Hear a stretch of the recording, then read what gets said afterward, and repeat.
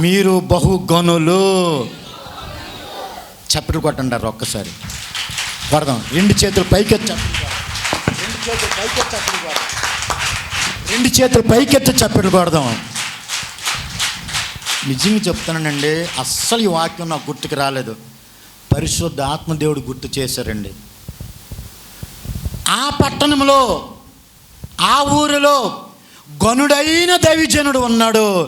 ఆ దైవజనుడి నోటుతో ఏ మాట వస్తుందో అది నెరవేరనని సౌలు దగ్గర ఉన్న పనివాడు చెప్పిన మాట అండి.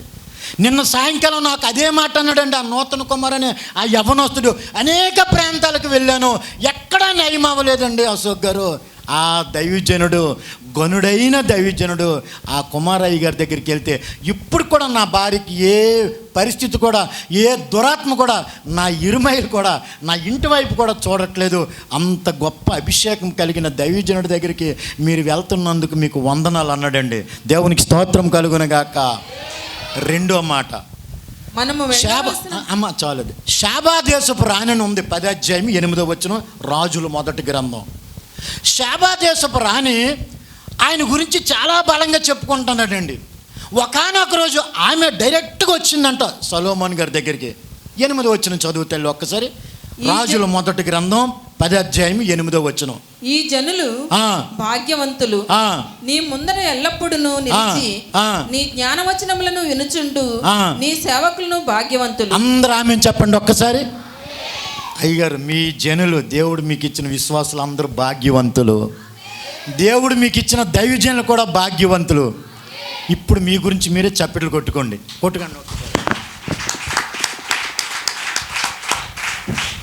నిజం స్నేహితులారా, దేవుని వాక్యాన్ని బట్టే నేను మాట్లాడాను. ఆలోచించండి. ఇందాక నన్ను తీసుకొచ్చిన బిడ్డ దిలీప్ గారా సార్, అతని పేరు దినేష్ కూడా, ఆ నాన్నగారు కూడా, తిరుమలరావు గారు కూడా, తిరుపతి రావు గారు కూడా, అయ్యా మంచి ఆత్మీయ సేవకుల దగ్గర మేము ఉన్నామయ్యా, అందుకే ఈరోజు మేము దీవించబడ్డామయ్యా అన్నారండి. నిజంగా నేను చాలా సంతోషించాను. మన దైవజనుడికి మనం కానీ గౌరవిస్తే ప్రజలు మనల్ని గౌరవిస్తారు. కొట్టండి చప్పట్లు ఒక్కసారి. దేవునికి స్తోత్రం కలుగునగాక. దైవజనుడికి మనం గౌరవిస్తే ప్రజలు మనల్ని గౌరవిస్తారండి. యెహోషువని ఇశ్రాయేలు ప్రజల ఎదుట గొప్ప చేశాను. 4:14 యెహోషువ గ్రంథం. ఇశ్రాయేలు ప్రజల ఎదుటంట యెహోవా యెహోషువని గొప్ప చేశాను. అందుకే ఇశ్రాయేలు ప్రజలందరూ కూడా చివరి వరకు కూడా నమ్మకంగా ఉన్నారంటండి యెహోషువ గారి దగ్గర. మీరు కూడా ఆత్మీయ సేవకులతో, గనుడైన దైవజనుడితో మీరు కూడా మరణం వరకు, మీ పిల్లల వరకు ఇదే ఆత్మీయ సంఘంలో ఉందురుగాక. నా యేసయ్య నామములో ఈ మాట నేను ఆనబెట్టుచున్నాను. అందరూ ఆమెను చెప్పుదాం ఒక్కసారి. దేవునికి స్తోత్రం చెప్పండి ఒక్కసారి. హల్లెలూయా. నిజంగా నేను కూడా ఇక్కడికి రావడం, నేను కూడా ధన్యుణ్ణే. 144వ కీర్తన 15 వచనం స్నేహితులారా. అలాగే 15వ కీర్తన యెహోవా తనకు దేవుడు, 33వ కీర్తన 14 వచనం, యెహోవా తనకు దేవుడు గల జనులు ధన్యులు అని ఉందండి. అంటే ఆశీర్వదించబడిన వారని అర్థం. దేవునికి స్తోత్రం కలుగునగాక. హల్లెలూయా. స్నేహితులారా, ఈ ఉదయకాల సమయంలో నన్ను ప్రేమతో ఆహ్వానించిన దైవజనులైన కుమారయ్య గారికి నా హృదయపూర్వకమైన వందనాలు సార్. నాకు మీరు ఆత్మీయ తండ్రే. ఆమె చెప్పండి ఒక్కసారి. దేవునికి స్తోత్రం చెప్పండి ఒక్కసారి. ఎందుకంటే నాలాటోళ్ళ గురించి కూడా మీరు ప్రార్థన చేశారు కాబట్టి దేవుడు నన్ను విడుదల చేశారు. ఆమె చెప్పండి ఒక్కసారి. ఏంటి విడుదల చేశారు అనేది నా సాక్ష్యంలో మీరు పంచుకుంటాను, నేను పంచుకుంటాను. మీరు జాగ్రత్తగా వినండి స్నేహితులారా. లలిత జ్యువెలరీ ఓనర్ ఏమంటాడండి? లలిత జ్యువెలరీ ఓనర్ ఏమంటాడు? నెత్తి మీద ఒక ఇంటికి ఉండదు అతనికి, కొబ్బరి నూనెతో కూడా పని లేదు అతనికి కదా. కానీ కోటీశ్వరుడండి అతను, ధనవంతుడండి. ధనవంతుడి గురించి, కోటీశ్వరుడు గురించి యేసుప్రభు ఏమన్నాడు తెలుసండి? 12:20 లోకాసువార్తలో వెర్రివాడా అన్నాడు. కానీ గమనించండి స్నేహితులారా, ఈ లోకంలో కోటీశ్వరులకి, ధనవంతులకి పబ్లిసిటీ ఉండాలి. రాజకీయ నాయకులకి, వ్యాపారస్తులకి పబ్లిసిటీ ఉండాలండి. కానీ క్రైస్తవులైన మనకి మన యేసయ్యే పబ్లిసిటీ. కొట్టండి చప్పట్లు ఒక్కసారి. హల్లెలూయా. మనకి యేసుప్రభే పబ్లిసిటీ అండి. ఆయనే గణపరుస్తారు. 2:30 సమూయేలు మొదటి గ్రంథంలో నన్ను గణపరిచిన వారిని నేను గణపరుస్తాను అన్నాడండి. జకర్యా గ్రంథం 1:3 మీరు నా త్రొట్టు తిరిగిన ఎడల నేను మీ త్రొట్టు తిరుగుతాను అంటున్నాడండి. అక్కడ యాకోబు రాసిన పత్రిక 4:7 దేవుని యొద్దకు రండి, అప్పుడు ఆయన మీ యొద్దకు వచ్చును. విశాఖపట్నం చందన బ్రదర్స్ తోటికి కస్టమర్లే దేవుళ్ళు, కానీ దేవుళ్ళకే దేవుడు యేసు ప్రభువే. హల్లెలూయా. దేవుళ్ళకే దేవుడవు నీవు, ప్రభువులకే ప్రభుడవు నీవు, రాజులకే రాజువు నీవు, రాజులకే రాజువు నీవు, అధికారులకే సర్వాధికారి, అధికారులకే సర్వాధికారి. యేసయ్యా యేసయ్యా స్తోత్రములు. యేసయ్యా యేసయ్యా కోట్లాది స్తోత్రములు. గనులలో మహాగనుడవు నీవు, మహాత్ములకు పూజనీయుడా.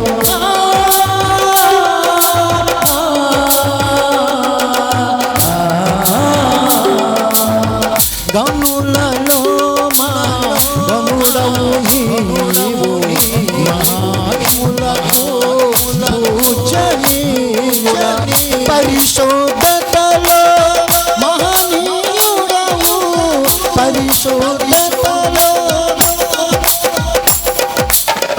మృత్యుంజయుడా, అమరవీరుడా, మృత్యుంజయుడా, అమరవీరుడా. యేసయ్యా యేసయ్యా కోట్లాది స్తోత్రములు. యేసయ్యా యేసయ్యా కోట్లాది స్తోత్రములు. యేసయ్యా యేసయ్యా కోట్లాది స్తోత్రములు. ఒక్కసారి చేతులు పైకెత్తి, ఒక్కసారి అందరి చేతులు పైకెత్తి ఇదే మాట తెలియపరచండి. యేసయ్యా యేసయ్యా కోట్లాది స్తోత్రములు. అందరూ కలిసి ఆమేన్ ఆమేన్.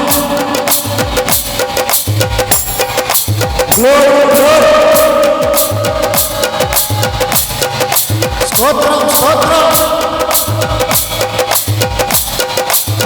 ఇంకోసారి యేసయ్యా యేసయ్యా కోట్లాది స్తోత్రములు. మరోసారి యేసయ్యా యేసయ్యా కోట్లాది స్తోత్రములు.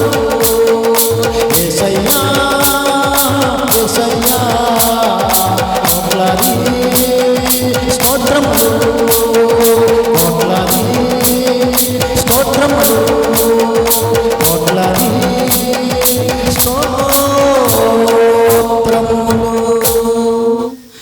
హల్లెలూయా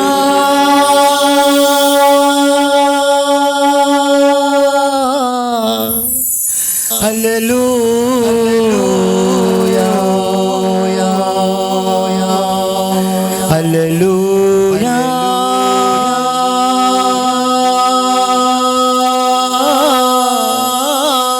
హల్లెలూయా. యేసయ్యా నా యేసయ్యా కోట్లాది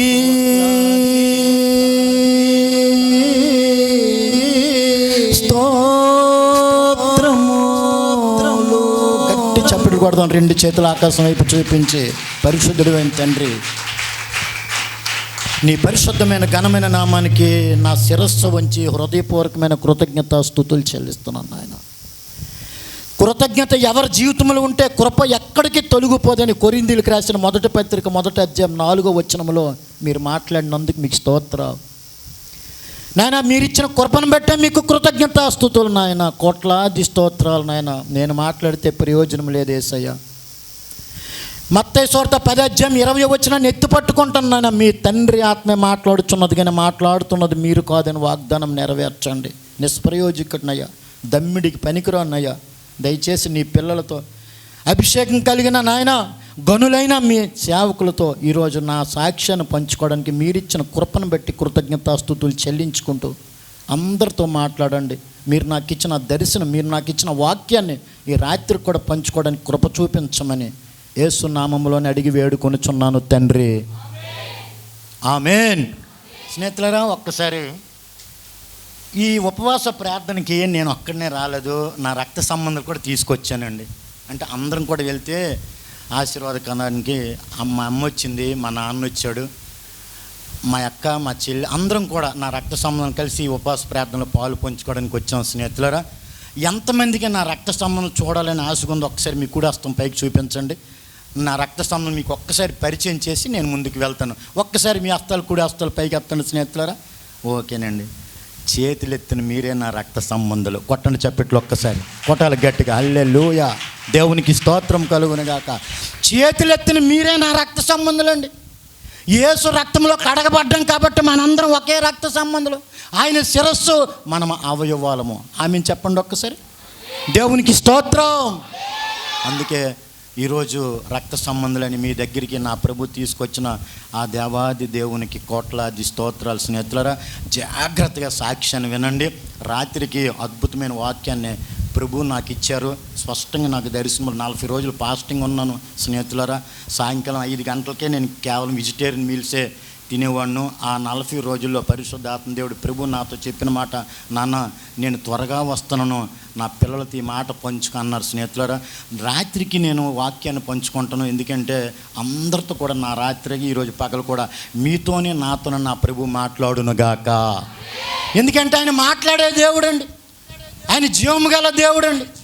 మొదట రాకడలో గొర్రె పిల్లగా ల్యాంబగా వస్తే రెండో రాకడలో లైన్గా రాబోతున్నాడు. ఆమె చెప్పండి ఒక్కసారి. యోధా గోత్ర సింహంగా రాబోతున్నాడు స్నేహితులారా. అందుకే మొదట రాకడలో మనం రక్షించుకొని ఒక దైవజనుడి చేతిలో మనల్ని పెట్టారు కాబట్టి రెండో రాకడలో ఎలా సిద్ధపడితే పరలోకానికి చేర్చబడతామో రాత్రికి అద్భుతమైన మాటలు, అంటే దైవజనులు అంత కాకపోయినా దేవుడు నాకు ఇచ్చిన మాటలు నేను మీతో పంచుకుంటాను. స్నేహితులారా, జాగ్రత్తగా వాక్యాన్ని రాత్రికి విన్నాం. ఇప్పుడు కూడా వాక్యము సాక్ష్యం కూడా పంచుకుంటాను. జాగ్రత్తగా వినండి. దేవునికి స్తోత్రం. హల్లెలూయా.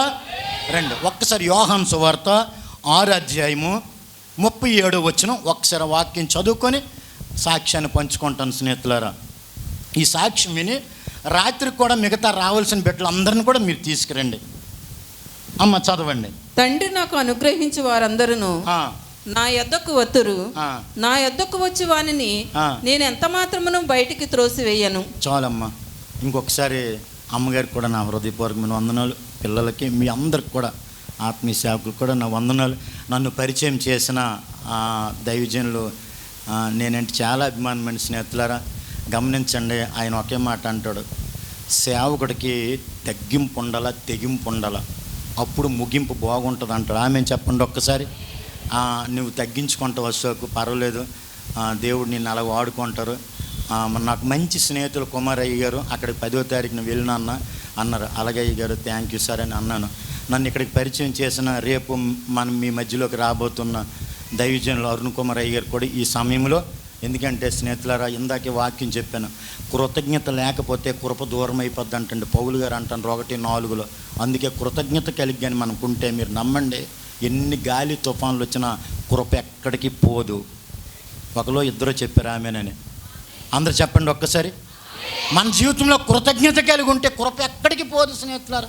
అందుకే ఆయనకు కూడా ఈ సమయంలో మన దగ్గర లేకపోయినా సరే ప్రభు వింటారు కాబట్టి స్నేహితులారా, నా హృదయపూర్వకమైన దైవజనులు ఆత్మీయులకి అరుణ్ కుమార్ అయ్య గారు కూడా నా వందనాలు నేను చెల్లిస్తున్నాను. నా యొద్దకు వచ్చిన వారిని నేను ఎంత మాత్రం కూడా బయటికి త్రోసివేసే దేవుణ్ణి కాదు. యేసు ప్రభు వారు అన్న మాట. ఒక ఎమ్మెల్యే దగ్గరికి వెళ్ళామనుకోండి, సార్ ఖాళీ లేదండి మీరు తిరిగి వెళ్ళండి అంటారు. ఒక ఎంపీ గారి దగ్గరికి వెళ్ళామనుకోండి, సార్ బిజీగా ఉన్నారండి, కలవడానికి అవ్వదంటారు. ఒక గ్రామ సర్పంచ్ దగ్గరికి వెళ్ళామనుకోండి, సర్పంచ్ గారు కూడా ఖాళీ లేదండి, వెళ్ళండి అంటారు. కానీ నా యేసయ్య అంటున్నారు స్నేహితులారా, నా యొద్దకు వచ్చిన వారిని నేను ఎంత మాత్రం కూడా బయటికి త్రోసివేసే దేవుడిని. అది నా జీవితంలో ఆయన పాదాల దగ్గరికి ఎలాగ వెళ్ళానో జాగ్రత్తగా సాక్ష్యాన్ని వినండి స్నేహితులారా. బండికి బ్రేక్ ముఖ్యం, మనిషికి బ్రెయిన్ ముఖ్యం, క్రైస్తవుడికి సాక్ష్యం ముఖ్యం. అందరూ ఆమెను చెప్పండి ఒక్కసారి. బండికి బ్రేక్ లేకపోతే ఏం జరుగుతుంది? బండికి బ్రేక్ లేకపోతే ఏం జరుగుతుంది అండి తిరుపతిరావు గారు? ఎల్లుండి జ్ఞాపకార్థ కూడికి జరుగుతుంది. బండికి బ్రేక్ లేకపోతే ఎల్లుండి జ్ఞాపకార్థ కూడికి స్నేహితులారా. అలాగే మనిషికి బ్రెయిన్ లేకపోయినా సరే విశాఖపట్నంలో మెంటల్ హాస్పిటల్ ఉంది, అది ఫుల్ అయిపోద్ది. అలాగే క్రైస్తవుడికి కూడా సాక్ష్యం దెబ్బతినేసింది అనుకోండి, దేవుడు కూడా పక్కన పెట్టేస్తారండి. వష్టి కాకపోతే ఎస్తేర్ ఉందండి యేసయ్యకి, వార్పమ్మ కాకపోతే రూతమ్మ ఉందండి యేసయ్యకి, సౌలు గారు కాకపోతే దావీదు గారు ఉన్నారు యేసయ్యకి. మనకే దిక్కు లేదు. దేవునికి స్తోత్రం. అందుకే సాక్ష్యాన్ని చాలా జాగ్రత్తగా కాపాడుకోవాలి. చాలా ప్రాముఖ్యమైన సాక్ష్యం. సాక్ష్యం కానీ దెబ్బ తినేసిందా, సిరిగిపోయిన బట్టలు, ఇనప ముక్క సామాన్లు ఎలాగైతే మనం పక్కన పెట్టేస్తామో యేసయ్య కూడా పక్కన పెట్టేస్తారండి. మొగమాటం లేదు. యాకోబు రాసిన పత్రిక 2 మొదటి వచనం తీయొద్దులండి. మొగమాటం లేని దేవుడు ఆయన. దేవునికి స్తోత్రం కలుగునుగాక. అలాగే సాక్ష్యం ఎంత ప్రాముఖ్యమో జాగ్రత్తగా వినండి. బండికి బ్రేక్ ఉండాలి, మనిషికి బ్రెయిన్ ఉండాలి, క్రైస్తవుడికి సాక్ష్యం ఉండాలి. నా సొంత ఊరు పార్వతీపురం అండి. విశాఖపట్నం, విజయనగరం, బొబ్బిలి, పార్వతీపురం. మా నాన్నగారు పార్వతీపురానికే పరిశుద్ధుడు, 4 భార్యలు. అర్థమైందండి మాట? పార్వతీపురానికే పరిశుద్ధుడండి మా నాన్న, 4 భార్యలు. ఫస్ట్ ఒక అమ్మ, తర్వాత ఇంకొక అమ్మ, తర్వాత మాయమ్మ, ఇప్పుడు ఇంకొక అమ్మ ఉంది. సెంచరీ కొడుతున్నాడు, 86 సంవత్సరాలు బ్రతికే ఉన్నాడండి. అంటే ఈ మాట ఎందుకు చెప్తానండి స్నేహితులారా, 65:20 చివరిలో ఒక మాట ఉంటుంది యెషయా గ్రంథంలో. పాపాత్ములు శాపగ్రస్తులట 100 సంవత్సరాలు బ్రతికేస్తారంటండి. పాపాత్ములు శాపగ్రస్తులు 100 సంవత్సరాలు బ్రతుకుతారని ఉందండి అక్కడ. అంటే అలాంటి శాపకరమైన కుటుంబం మాది, అలాంటి పాపంలో తేలి ములిగిన కుటుంబం మాది. పార్వతీపురంలో అమ్మ, నేను, అన్నయ్య, తమ్ముడు, నాన్న 40 సంవత్సరాల క్రితం విశాఖపట్నం వచ్చాం. నేను చాలా చిన్నవాడినండి.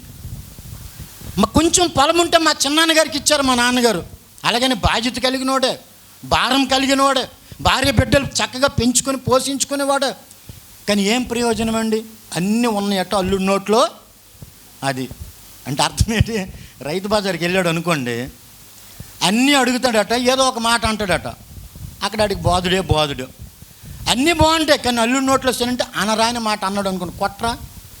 అలాగే మా నాన్నగారు అన్ని విషయంలో బాగున్నాడు, కానీ ఈ విషయంలో మాత్రం త్రొట్టిల్లిపోయాడు స్నేహితులు. ఎందుకంటే లోకం పరిస్థితులు అలాగ ఉంది. 5:19 యోహాన్ గారు రాసిన మొదటి పత్రికలో లోకం అంతా దుష్టుని యందు ఉన్నదని మనం ఎరుగుదుమని ఉంది అక్కడ. ఈ లోకమంతా దుష్టుని చేతిలో ఉందండి. మీకు దానికి ఒక ఉదాహరణ చెప్తాను, జాగ్రత్త వినండి. ఎక్కడైనా మీరు చూడండి పురుషులారా, ఎక్కడైనా చూడండి దయామయ వైన్ షాప్ అని ఎక్కడైనా చూసారా మీరు? కరుణామయ వైన్ షాప్ అని ఎక్కడైనా చూసారా? యేసు ప్రభు వైన్ షాప్ అని ఎక్కడైనా చూసారా? వెంకటేశ్వర వైన్స్ ఉంటుంది, దుర్గమాంబ వైన్స్ ఉంటుంది, నిజం విఘ్నేశ్వర వైన్స్ ఉంటుంది. ఎక్కడైనా చూడండి కావాలంటే. ఆ ఒక్క మాట చాలు సార్, నా యేసయ్య పరిశుద్ధుడు. కొట్టండి చప్పట్లు ఒక్కసారి. హల్లెలూయా, దేవునికి స్తోత్రం. అలాంటి శాపగ్రస్తమైన కుటుంబంలోంచి 40 సంవత్సరాల క్రితం నేను, అమ్మ, నాన్న, అన్నయ్య, తమ్ముడు విశాఖపట్నం వచ్చాం. ఈ యేసుప్రభు ఎవరో మా జీవితంలో తెలియదండి. కానీ మా నాన్నగారు మా 3 అన్నదమ్ములు స్కూల్లో జాయిన్ చేశారు. అన్నయ్య, తమ్ముడు, నేను ముగ్గురం కూడా స్కూల్లో జాయిన్ అయ్యాము.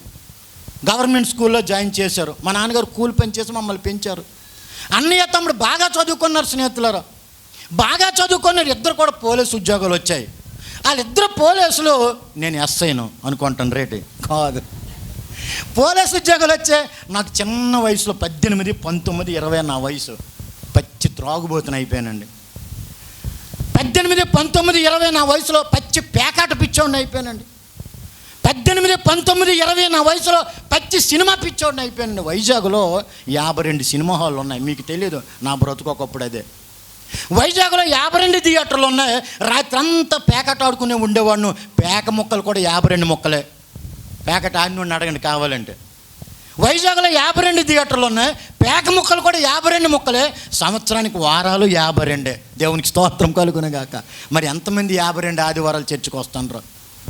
అలాగే మత్తయి సువార్త నుంచి ప్రకటన గ్రంథం వరకు నేను చదివాను స్నేహితులారా. జాగ్రత్త అన్న మాట కూడా 52 సార్లు ఉంది. కొట్టండి మళ్ళీ చప్పట్లు ఒక్కసారి. ప్రభువుకు మహిమ కలుగునుగాక. అవసరమైతే 1-2 ఎక్కువే ఉంది తప్ప 52కి తక్కువ లేదండి. క్రొత్త నిబంధనలు జాగ్రత్త అన్న మాట.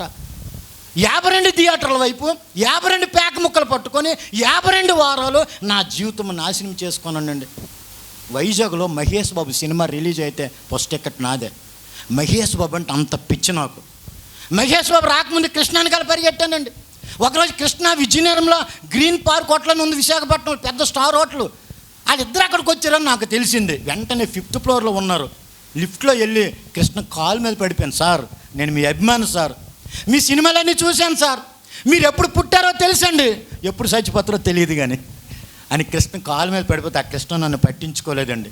తర్వాత కృష్ణ ముసలాడు అయిపోయాడని మహేష్ బాబు వెనకాల పరిగెట్టాను.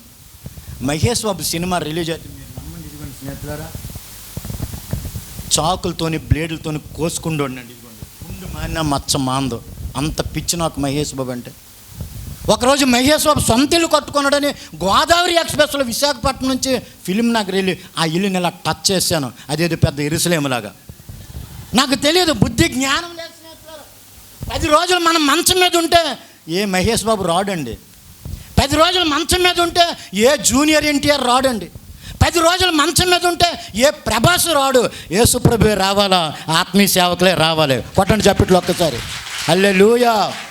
దేవునికి స్తోత్రం, దేవునికి స్తోత్రం కలుగునుగాక. నిజం చెప్తాను, ఈ ఉపవాస ప్రార్థన చూసి నా యేసయ్య మురిసిపోతున్నాడండి అక్కడ ఆయన. హల్లెలూయా. నిజం స్నేహితులారా, యేసయ్య మురిసిపోతున్నాడు. చూడండి, అలా చూడండి. ఈ ఉపవాస ప్రార్థనలు అయిన తర్వాత ఒక అద్భుతాలు మీ జీవితంలో నా ప్రభు చేయబోతున్నారు. కొట్టండి చెప్పండి, కొట్టండి గట్టి, కొట్టండి కొట్టండి గట్టిగా. నా ప్రభువుకు మహిమ కలుగునుగాక. హల్లెలూయా. మీరు చాలా హుషారుగా ఉన్నారండి బాబు. నిజంగా దైవజనుల అభిషేకం మీ మీద ఉంది. ఎందుకంటే చాలామంది ఉసూరు అనుకొని ఉంటారండి. ఉసూరు మొక్కమోడు ఊరు వెళ్తే ఏడుపు మొక్కమోడు ఎదురొచ్చాడట. ఈడు ఉసూరు మొక్కం పెట్టి తెల్లవారు ఊరు వెళ్తాడు. అటు నుండి ఏడుపు మొక్కమోడు వస్తే ఆడిపోయిన అవ్వదు, ఈడిపోయిన అవ్వదు. 12:27 సామెతలు. చురుకుగా ఉండట గొప్ప భాగ్యం. హల్లెలూయా. నా పాదములు జారిన వేళ నీ కృపతో నన్ను ఆదుకొంటివే. నా పాదములు జారిన వేళ నీ కృపతో నన్ను ఆదుకొంటివే. నీ ఎడమ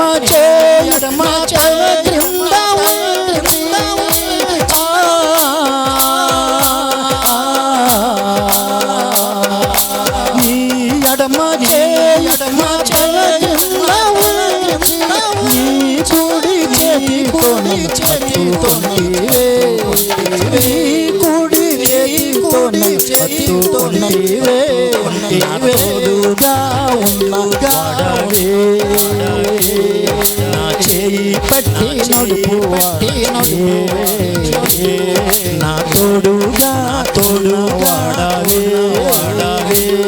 నా చేయి పట్టి నా పక్షమున నిలుచువాడవే. నా పక్షమున నిలుచువాడవే.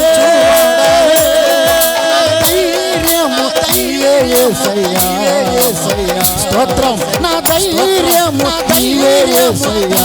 యేసయ్యా, యేసయ్యా, యేసయ్యా, యేసయ్యా, యేసయ్యా, యేసయ్యా, యేసయ్యా, యేసయ్యా.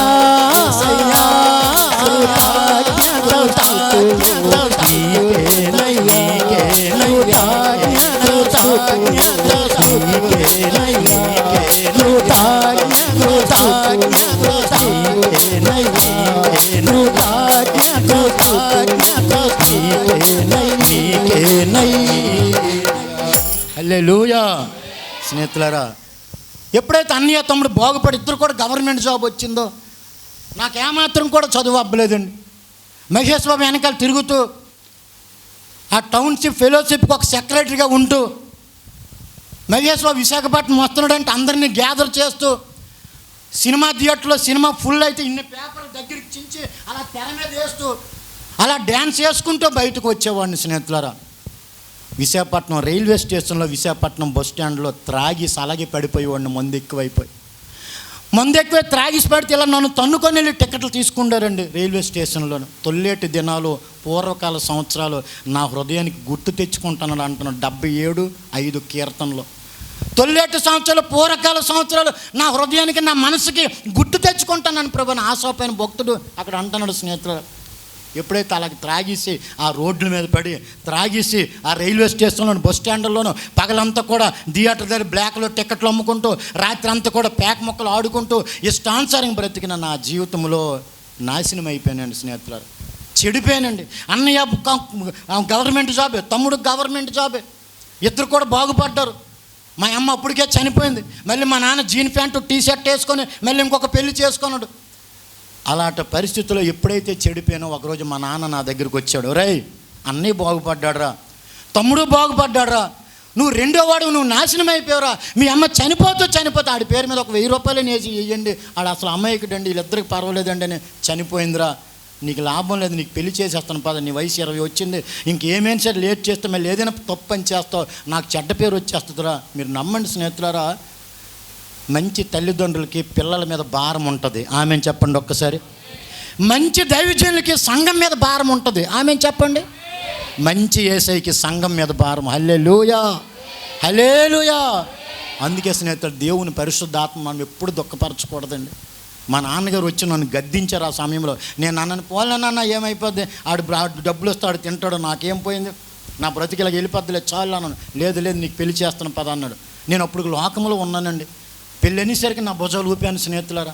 వెంటనే నాకు ఒక అమ్మాయిని చూపించారు పార్వతీపురంలోనే. అమ్మాయి చాలా బాగుందండి. మీరు నమ్మండి, చూసుకొని కూర లేకపోయినా అన్నం తినవచ్చు. దేవునికి స్తోత్రం.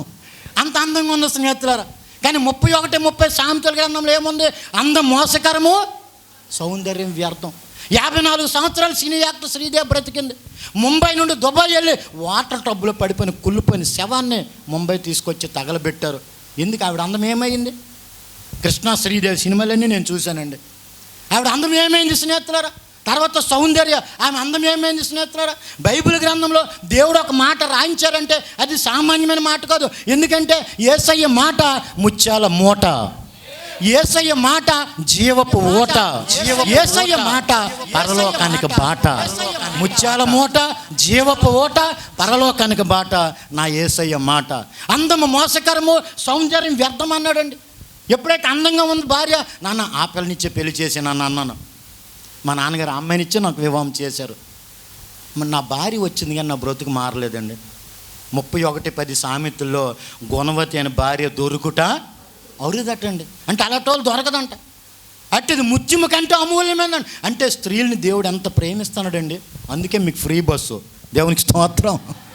మీకు అందుకే ఫ్రీ బస్సు దేవుడు ఇచ్చారండి. గుణవతైన భార్య దొరకటం అరుదు, అట్టిది ముత్యము కంటే అమూల్యమైనది. నా భార్య చాలా మంచి భార్య నాకు దేవుడు ఇచ్చారు. కానీ నేనే పనికిమాలివాడిని అయిపోయాను. నేను ఎక్కడ ప్యాకెట్ ఆడితే అక్కడికి టీ తెచ్చేది, నేను ఎక్కడ ప్యాకెట్ ఆడితే అక్కడికి భోజనం తెచ్చేది, నేను ఎక్కడ ప్యాకెట్ ఆడితే అక్కడికి వచ్చి ఇలా చెయ్యి పట్టుకొని తొల్లని గసీసేవాడిని. కలవర్ రాలేదు, ఇస్పెట్ ఆసు రాలేదు, డైమండ్ 7 రాలు పనికి దాని అంటే ఇక్కడ ఇప్పుడు ఈ మాటలు అప్పుడన్నీ బూతులే ఎక్కడి నుంచి అంటే పాపం అలా తలదించుకొని వెళ్ళిపోయింది. చాలా మంచిదే స్నేహితులు. దేవుని చిత్తమైతే ఎప్పుడైనా రండి అయ్యారు మా ఇంటికి. దేవునికి స్తోత్రం కలుగునగాక. హల్లెలూయా. గమనించండి స్నేహితులారా, అలాంటి పరిస్థితుల్లో ఒకరోజు సంక్రాంతి పండుగ వచ్చిందండి. సంక్రాంతి పండుగ వస్తే మా మాయ పిలిచాడు. బాబు అంటే చంద్రబాబు కాదు, నేనండి. బాబు మా అమ్మాయిని తీసుకుని పండుగరా అంటే నేనేమనుకున్నానంటే 14, 15, 16 భోగి, సంక్రాంతి, కనుమ పండుగ రోజు. నేను జనవరి 5వ తారీఖున వెళ్ళిపోయానండి. ఎందుకంటే అత్తోరింటికి వెళ్తే అల్లుడికి 5 పైసలు ఖర్చు ఉండదు. మళ్ళీ వీడికి డబల్ ఆమ్లెట్ వేయాలా, వీడికి మళ్ళీ చేప ముక్కలు బాగా వేపిసి పెట్టాలా, వీడికి మళ్ళీ మటన్ కర్రీ పెట్టాలా. అలాంటి పనికి మళ్ళీ అల్లుళ్ళకి మారు మనసు వచ్చును గాక. ఆమెను చెప్పండి ఒక్కసారి. 14, 15, 16 భోగి, సంక్రాంతి, కనుమ పండుగ రోజు నేను జనవరి 5వ తారీఖున వెళ్ళిపోయానండి. ఎందుకంటే అత్తోరింటికి వెళ్తే వేడి అన్నం పెడతారు, 5 పైసలు నాకు ఖర్చు ఉండదు, శుభ్రం ప్యాకెట్ ఆడుకోవచ్చు, శుభ్రం తాగొచ్చు అనుకుని విశాఖపట్నంలో 5 రూపాయల వడ్డీకి 5,000 అప్పు చేశాను. కొంతమందికి అప్పు ఉంటే నిద్ర పట్టదు, కొంతమందికి అప్పు ఇచ్చిన వాళ్ళకి నిద్ర పట్టనివ్వరు. నేను రెండో రకం. ఆడిచ్చిన డబ్బులతో నేను తాగి పడుకుంటాను, ఆడికి నిద్ర పట్టేది కాదు. ఎవడు సొమ్మండి తినేస్తాడు. వడ్డీకి ఇస్తే కిడ్నీలు పోతాయి. దేవునికి స్తోత్రం. 18:13 నేను చెప్పట్లేదు, బైబిల్లో ఉందన్నమాట, యేసుకేలు గ్రంథంలో. వడ్డీకి ఇచ్చి కూడా బ్రతకడం చస్తాడని ఉందండి, చూసుకోండి కావాలంటే. ఆడేట 5 రూపాయలు వడ్డీ వస్తుందని 5,000 అప్పిచ్చాడు. ముగ్గురికి అప్పు ఇవ్వకూడదటండి, జాగ్రత్త వినండి. ఒకటి పొలిటీషియన్కి ఇవ్వకూడదంట, రాజకీయ నాయకుడికి. రెండోది పోలీసోడికి ఇవ్వకూడదట. మూడోది పాస్టర్ గారికి ఇవ్వకూడదట. దేవునికి స్తోత్రం. ఇలా ముగ్గురికి అప్పిస్తే నీటిలో పొద్దే అంటే తిరిగి రాదట. కానీ అందరూ అలా ఉండరండి. నాకు అప్పుడు నేను పాస్టర్ గారిని కాదు, కనీసం విశ్వాసం కూడా కాదు. అప్పుడు యేసు ప్రభు తెలియదు. ఇవ్వక నాలట త్రాగుబోతుడికి ఇచ్చాడు. ఆ 5,000 అత్తయ్యమాయలో ఒక 5,000 ఇచ్చారు పండుగ డబ్బులని. ఆ 5,000 ఈ 5,000 భోగి, సంక్రాంతి, కనుమ పండుగ రోజు శుభ్రంగా ప్యాకెట్ ఆడేసానండి. అక్కడే ప్యాకెట్ అని అక్కడే త్రాగాను. డబ్బులన్నీ పోయాయి మొత్తానికి. 3 రోజులు కూడా డబ్బులన్నీ త్రాగేసి తగలబెట్టాను. ముక్కనుమ రోజు ప్యాకెట్ ఆడడానికి డబ్బులు లేవు. వెంటనే నాటుసార దొరికింది, పల్లెటూరు కాబట్టి. నాటుసార 10 రూపాయల ప్యాకెట్. ఈ 3 రోజుల నుంచి త్రాగిస్తున్నాను, భోజనం లేదు. మళ్ళీ నాటుసార ఎప్పుడైతే త్రాగానో నాకు ఎంఆర్ఓతో కానీ ఆర్ఐతో నాకు పని లేదు. నేనే భూమి కొలుసు చూడను, ఎక్కడొక చెయ్యేసి చూడను. అక్కడ కుక్క బతికింది, తాగుబోతుడు బతికాడు. అది జీవితం కాదండి. నా ప్రియమైన దేవుని పిల్లలారా, ఒకవేళ మీ భర్తలు కానీ త్రాగుబోతులుగా ఉంటే నా యేసయ్య ఉపవాస ప్రార్థనలు అద్భుతం చెయ్యునుగాక. ఒకవేళ మీ పిల్లలు త్రాగుబోతులుగా ఉంటే నా మహాదేవుడి కార్యం జరిగించునుగాక. హల్లెలూయా. అందుకేనండి ఉపవాస ప్రార్థనలు. మీకు మంచి మాట చెప్తాను, జాగ్రత్త వినండి. చిన్న మంద భయపడొద్దు, బైబిల్లో ఉందా లేదా చెప్పండి ఒక్కసారి చెప్పండి. చిన్న మంద భయపడొద్దు ఉందా లేదా? 12:37 కదా, 32 లోకా సువార్త 12:32 వచనంలో చిన్న మంద భయపడొద్దు అని ఉంది. మరి పెద్ద మంద అని ఉందా? పెద్ద మంద అని బైబిల్లో ఉందా? సాయంకాలం చెప్తారా? సాయంకాలం చెప్పండి. అయితే నాకు గుర్తు చేయండి. పెద్ద మంద అని బైబిల్లో ఉందా లేదా మీరు నాకు సాయంకాలం చెప్పాలా. దేవునికి స్తోత్రం చెప్పండి ఒక్కసారి. హల్లెలూయా చెప్పండి ఒక్కసారి. పెద్ద మంద అని కూడా ఉందండి. 5:11 మార్కు సువార్తలో పెద్ద మంద ఉంది. 12:32 లోకా సువార్తలో చిన్న మంది అని ఉంది. ఇంతకీ చిన్న మంది ఎవరు, పెద్ద మంది ఎవరు? చిన్న మంది అంటే సంఘం, దేవుని పిల్లలు. 5,000 మంది ఉంటే పెద్ద సంఘం, 10,000 మంది ఉంటే పెద్ద సంఘం, 20,000 మంది ఉంటే పెద్ద సంఘం, 30 మంది ఉంటే చిన్న సంఘం కాదండి. బైబిల్ ప్రకారంగా చిన్న మంద భయపడొద్దని అర్థం ఏంటంటే 5,000 మంది అక్కడ ఉన్నారు అనుకోండి. కానీ ఆ ప్రాంతంలోని ప్రజలు ఎంతమంది? కనీసం 1,00,000 మంది ఉంటారు. ఆ 1,00,000 మందిలో 5,000 మంది చిన్న మంది అంటే దేవుని పిల్లలు, 95 మంది లోకస్తులు, వారే పెద్ద మంద. ఆ పెద్ద మంద ఈ చిన్న మందలోకి రాడాకే ఈ ఉపవాస ప్రార్థనలు. కొట్టండి ఒక్కసారి, చప్పట్లు ఒక్కసారి. దేవునికి స్తోత్రం కలుగునగాక. ఆ పెద్ద మందిలో త్రాగుబోతులు ఉన్నారు, ఆ పెద్ద మందిలో దొంగలు ఉన్నారు, ఆ పెద్ద మందిలో వ్యభిచారులు ఉన్నారు, ఆ పెద్ద మందిలో కనీసం లోకస్తులు, విపరీతమైన విగ్రహారాధికులు, అవిశ్వాసులు బోల్డ్ మంది ఉన్నారు ఆ పెద్ద మందిలో. అందుకే పెద్దల పందుల మంద అని 5:11 మార్కు సువార్తలో ఉందండి. అందుకే సార్ ఈ ఉపవాస ప్రార్థనలో నాలాట త్రాగుబోతులు మారారంటే ఆ పెద్ద మందలో ఆ త్రాగుబోతులు మారాను కాబట్టి నేను కూడా ఈ చిన్న మందలోకి దేవుడు తీసుకొచ్చారు. హల్లెలూయా. అలాంటి పరిస్థితుల్లో స్నేహితులు డబ్బులన్నీ పోయేవి. రాత్రి 2 గంటల సమయంలో మొత్తం పక్కన నాటుసార దొరికితే అది కూడా త్రాగేశాను. తడుముకొని ఊంకుంటూ జోంకుంటూ ప్యాకెట్ స్థలం నుండి అత్తరింటికి వెళ్ళాను. రాత్రి 2 గంటలు అయ్యింది. నా భార్య మంచి నిద్రలో ఉందండి, అత్తయ్య మాయలు మంచి నిద్రలో ఉన్నారు. నేను మందు మైకములో ఉండి నా భార్య పక్కన పడుకొని 1.5 పుస్తుల తాడు మా నాన్నగారు కొనిసి పెట్టారు. ఆ బంగారం చైను 1.5 పుస్తుల తాడు 3 ముళ్ళు నేనే వేశానండి. నాకు హిందువుల పెళ్ళి అయ్యింది.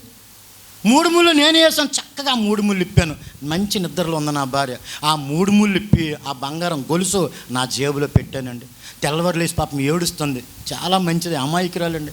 తెల్లవారులేసి ఏడుస్తుంది. ఏమైంది ఈ పుస్తుల తాడు, ఏమైంది? రాత్రి ఉంది కదా, నిన్న సాయంకాలం ఉంది కదా, ఏమైంది ఈ పుస్తుల తాడు? నా భార్య ఏడుస్తుంది, అత్తయ్య మాయలు కూడా ఏడుస్తున్నారు.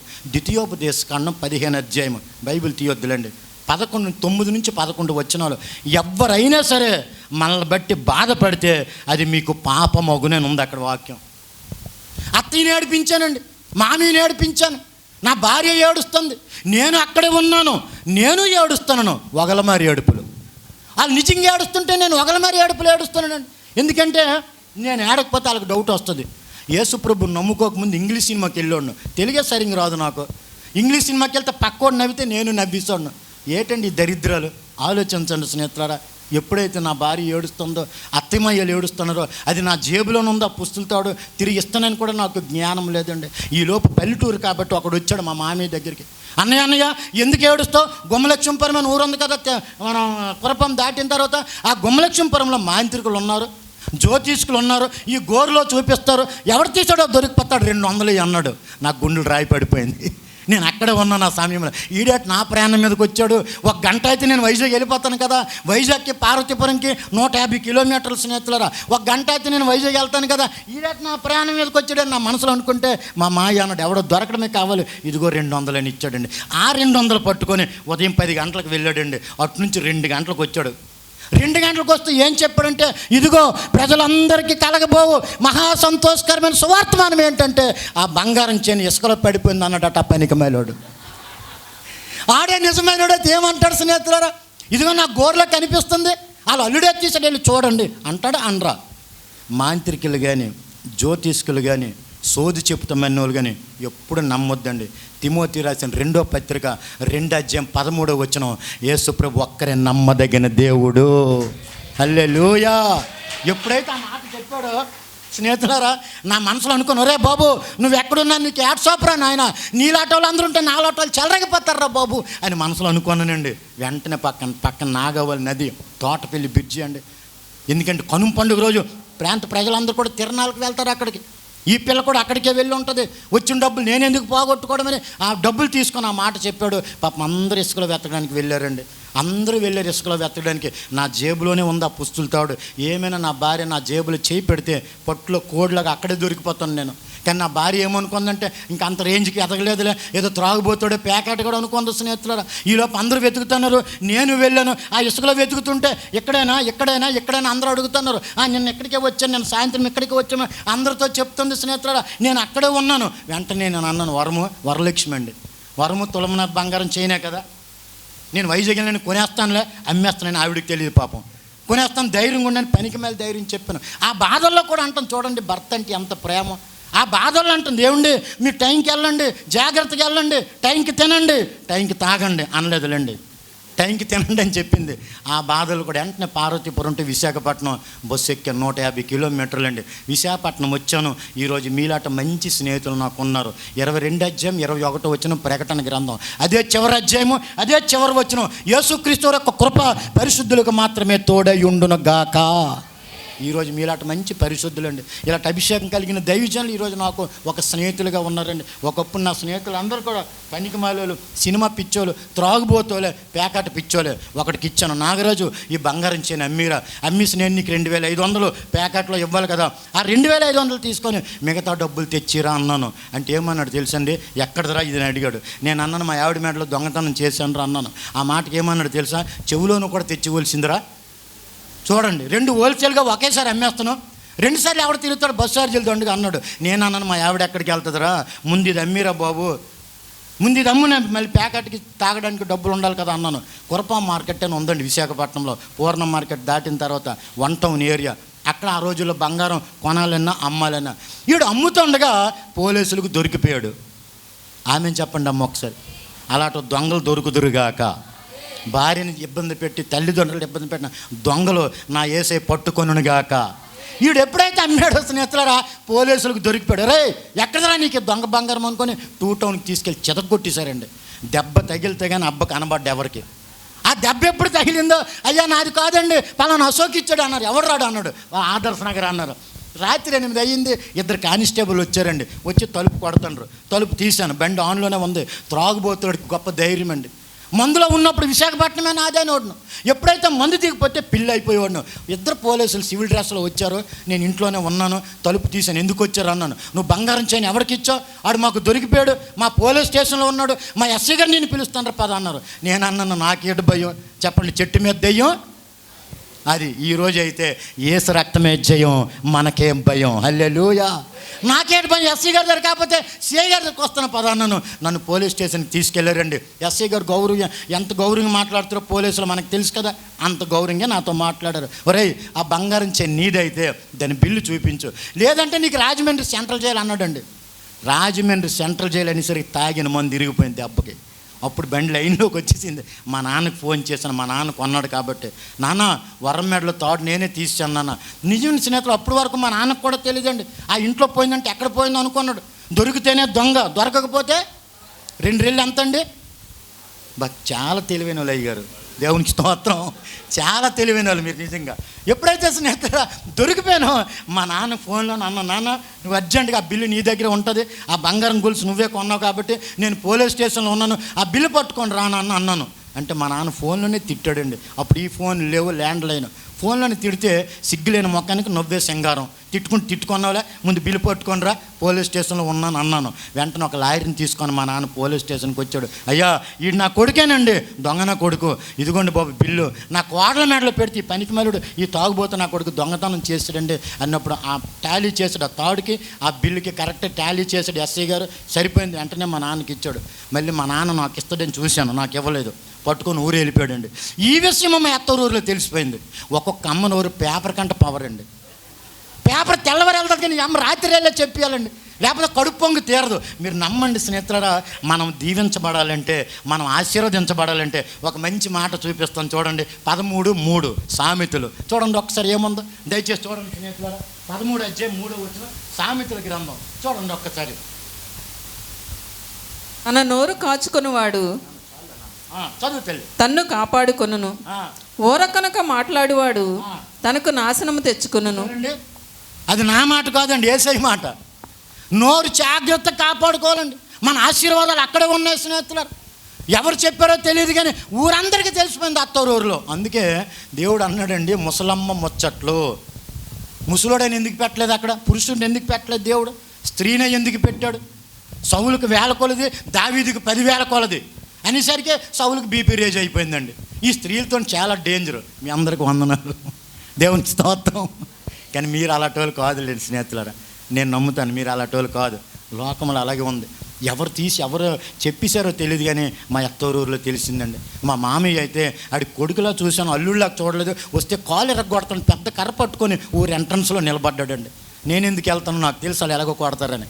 ఇంకా నేను వైజాగ్లోనే త్రాక్కొని తిరుగుతాను. కానీ ఈలోపు నా భార్య, అయ్యో ఇలాంటోడేటి నా భర్త, నాకు ఇంక ఈ భర్త వద్దు, నేను చనిపోతాను, నాకు ఈ బ్రతకొద్దని పక్కన ఒక నుయ్యి ఉంటే, బావి ఉంటే ఆ బావి దగ్గరికి వెళ్ళిందండి చనిపోతానని. ఆలోచించండి స్నేహితులారా. కొంతమంది వెళ్ళి 9:25 రోమ పత్రిక ప్రకారంగా కొంతమంది వెళ్ళి నా భార్యను బలపరిచారు. అమ్మా నిజమైన దేవుడు ఉంటే నీ భర్త మారుతాడమ్మా, నీకు కొత్తగా పెళ్ళయింది, 3వ నెల గర్భవతి అమ్మా, నువ్వు చనిపోకమ్మా, అసలు దేవుడు అన్నాడు ఉంటే నీ కుటుంబం కట్టబడుతుందమ్మా, పర్వాలేదమ్మా, బాధపడొద్దమ్మా అనుకుని నా భార్యను బలపరిచి ఇంటికి తీసుకొచ్చారండి. కొన్ని రోజులు అయ్యింది, సిగ్గు లేదు, లజ్జ లేదు నాకు. ఇంకా త్రాక్కొని ఇంకా వైజాగ్లు ఇష్టానుసారంగా అయ్యో ఇంత తప్పు చేశాను కదా, నాకు బుద్ధి జ్ఞానం ఉండాలి కదా అనుకొని కూడా లేదు. మా నాన్న అన్నాడు, ఒరే నాకు 2 కొడుకులు అనుకుంటాను రా, నువ్వు చనిపోయావు అనుకుంటాను రా, నీకు ఒక కత్తిరిస్తాను బస్ స్టాండ్లో, జేబులు కొట్టుకొని బ్రతుకురా, నీకు నాకు సంబంధం లేదా. సూర్యుడైనా ఉదయించడం మానేస్తానేమో కానీ నువ్వు మందు తాకుండా ఉండలేవు, నువ్వు పేకట ఆడకుండా ఉండలేవు, నీకు ఒక దండం రా బాబు అనుకొని మా నాన్నగారు కూడా విడిచిపెట్టేశారండి. చిన్నప్పుడు అమ్మ చనిపోయింది, తండ్రి ప్రేమ లేదు, అన్నయ్య పక్కన పెట్టేశాడు, తమ్ముడు పక్కన పెట్టేశాడు. మీకు ఒక మంచి మాట చెప్తాను స్నేహితులారా, పెళ్ళి అవ్వకముందు అన్నదమ్ముల బంధం బాగుంటే పెళ్ళి అయిన తర్వాత అక్క చెల్లెల బంధం బాగుంటుంది ఈ లోకంలో. మీరు ఎక్కడైనా చూడండి. పెళ్ళి అవ్వకముందు అన్నదమ్ములుగా మా ముగ్గురం చాలా ఐక్యత కలిగి ఉండమండి. ఎప్పుడైతే పెళ్ళయిందో అన్నయ్య బ్రతుకు అనేది తమ్ముడు బ్రతుకు తమ్ముడిది అయిపోయింది, నన్ను ఎవడు పట్టించుకోలేదు. ఈ లోపు నాకు ఆడపిల్ల పుట్టిందండి. ఆడపిల్ల పుట్టింది, నేను నా భార్యని కనీసం కొడుకు కంటే బాగుండు కదా, కొడుకు అయితే బాగుండు కదా, నా ఇంటి పేరు ఉంటుంది, నా ఇలవేల్పు ఉంటుంది. ఆడపిల్ల పుట్టింది ఏటబ్బని చాలా బాధపడిపోతున్నాను స్నేహితులు. బిడ్డను చూడడానికి వెళ్ళాను కానీ కనీసం పళ్ళు కూడా కొనిసి పెట్టుకు వెళ్ళలేదు, కనీసం ఏది కూడా పట్టుకొని వెళ్ళలేదండి. ఎందుకు ఆడపిల్లని కన్నా పనికి వెళ్దాను అనుకుని నోటుకు వచ్చినట్టు తిడితే నా భార్య అన్నది, దేవుడు ఇచ్చాడండి నన్ను ఏం చేయమంటారండి అన్నది. సరేలే మళ్ళీ మనసులో అనుకున్నాను, సరేలే మొదటిసారి కొడుకు పుట్టాడు కాబట్టి, మొదటిసారి కూతురు పుట్టింది కాబట్టి రెండోసారి కొడుకు పుడతాడులే అని నా మనసులో అనుకున్నాను. కొన్ని రోజులు అయిన తర్వాత నా భార్య నా బిడ్డ విశాఖపట్నం వచ్చారు. యేసయ్య ఎంత మంచి దేవుడు అంటే స్నేహితులారా, నేను రెండోసారి కొడుకు పుట్టడని అలా కనిపెట్టాను. నా యేసయ్య కృపగల దేవుడు కాబట్టి రెండోసారి కూడా నాకు ఆడపిల్లే. దేవునికి స్తోత్రం చెప్పండి ఒక్కసారి. కొడుకు కావాలని కనిపెట్టానండి. నరుని హృదయంలో ఆలోచనలు అనేకములుగా పుట్టెను, యెహోవా యొక్క తీర్మానమే స్థిరము. 19:21 సామెతలు. నరుని హృదయంలో ఆలోచనలు అనేకములుగా పుడతాయట, కానీ యెహోవా యేసుక్రీస్తు వరకు వాక్యమే, యేసుక్రీస్తు వరకు మాటే స్థిరపడుతుందటండి చివరికి. ఈ పరిచర్యలు కూడా నా ప్రభు కృపే మనందరి మీద స్థిరపరచునుగాక, బలపరచునుగాక.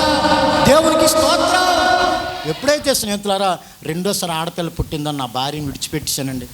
నువ్వు కానీ నీ బిడ్డలు కానీ నా గుమ్మ ఎక్కొద్దు పనికి మళ్ళీ అనుకో బూతులు తిట్టి నా ఇద్దరు పిల్లలు నా భార్యని అత్తోరింటి దగ్గర పార్వతీపురంలో విడిచిపెట్టాను.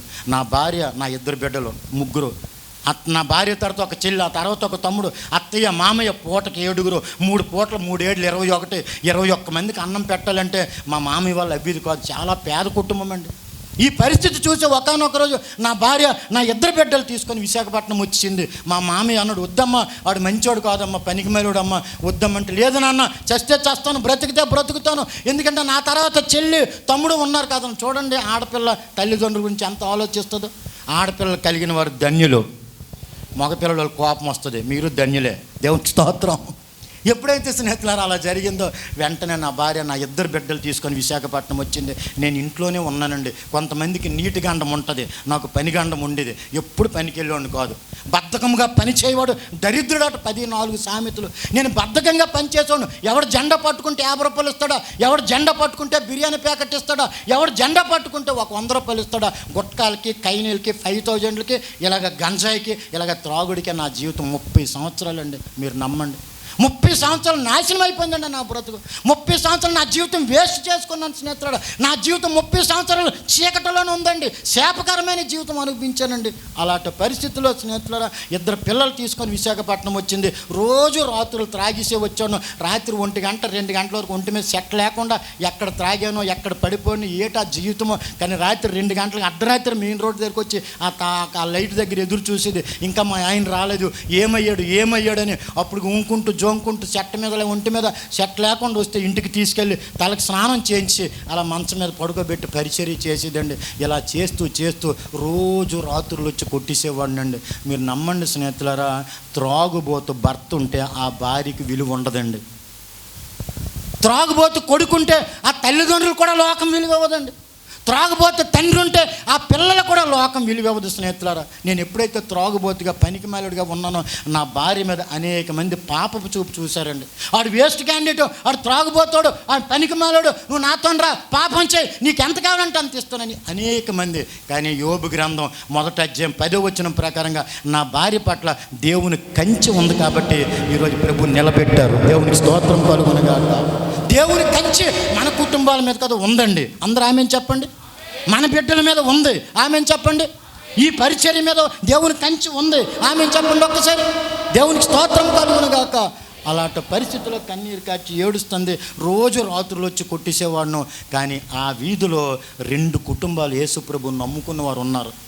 నా ప్రియమైన దేవుని సంగమా, అభిషేకం కలిగిన దైవజనుల దగ్గర ఉన్న నా ప్రియమైన దేవుని పిల్లలారా, దేవుని చిత్తంలో దేవుని ఏర్పాట్లు ఉన్న ఈ పరిశుద్ధాత్మ సహవాసంలో ఉన్న నా దేవుని పిల్లలారా, మీ అందరికి ఒకే ఒక మాట చెప్తున్నాను.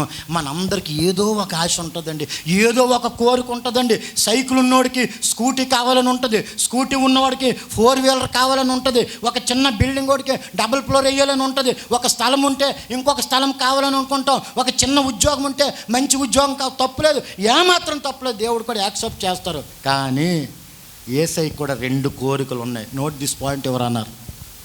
యేసయ్య కూడా 2 కోరికలు ఉన్నాయండి. నెంబర్ 1 కోరిక 16-15 మార్కు సువార్త, మీరు సర్వలోకానికి వెళ్ళి సర్వ సృష్టికి సువార్త. అది నా యేసయ్య మొదటి కోరిక. 2వ కోరిక ఏంటి తెలుసండి? తిమోతి రాసిన మొదటి పత్రిక 2వ అధ్యాయము 4వ వచనంలో ఏమని తెలుసా? ప్రజలందరూ రక్షణ పొందాలి. అదండి నా యేసయ్య కోరిక. 2 స్త్రీలు వచ్చి నా భార్యకు సువార్త చెప్పారు. అమ్మా, యేసు ప్రభు మంచి దేవుడమ్మా, ఈ త్రాగుబోతు వచ్చి రోజు నిన్ను కొడుతున్నాడమ్మా, చూస్తే 2 ఆడపిల్లలు, అసలు పరిస్థితి బాగలేదు, ఒక్కసారి చర్చికి రమ్మా. మా అయ్యగారు మంచి దైవజనులమ్మ, బలమైన అభిషేకం కలిగిన దైవజనులమ్మ, ప్రార్థనా పరులమ్మ, ఆత్మీయులమ్మ, తగ్గించుకునే స్వభావమ్మ, నీ గురించి, నీ భర్త గురించి, నీ బిడ్డల గురించి నా దైవజనులు, నా సంఘ బిడ్డలు అందరూ కూడా ప్రార్థన చేస్తారమ్మ, దయచేసి చర్చికి రామ్మ అనుకుని నా భార్యకు వచ్చి సువార్త చెప్పారండి. నా భార్య అన్నది, మా ఆయన కొట్టేస్తాడండి, మాకు వద్దండి యేసుప్రభు అన్నది. లేదు మేము ప్రార్థన చేసి వెళ్తాము, మీ ఆయనకి చెప్పు అనుకొని ప్రార్థన చేసి వెళ్ళారు. స్నేహితుడా, మీరు నమ్మండి, నీటిలో ఉంటే ముసలకు బలం, ఒడ్డు మీద ఉంటే ఏనుగు బలం, ప్రార్థనలో ఉంటేనే క్రైస్తవుడికి బలం. కొట్టండి చెప్పట్లు ఒక్కసారి. దేవునికి మహిమ కలుగునగాక. ప్రార్థనలో ఎప్పుడైతే ప్రార్థన చేసేవారు వెళ్ళారో, నా భార్య తెల్లవారులేసి నాకు చెప్పింది, ఏమండి యేసుప్రభు అంటండి చర్చికి వెళ్దాం పదండి, మీరు బాగుపడతారంట, 2 పిల్లలు దీవించబడతారంట, చర్చికి వెళ్దాం పదంటే నా భార్యను గట్టి కొట్టానండి. మీరు నమ్మండి, చంపేస్తాను యేసుప్రభు గురించి చెప్తే.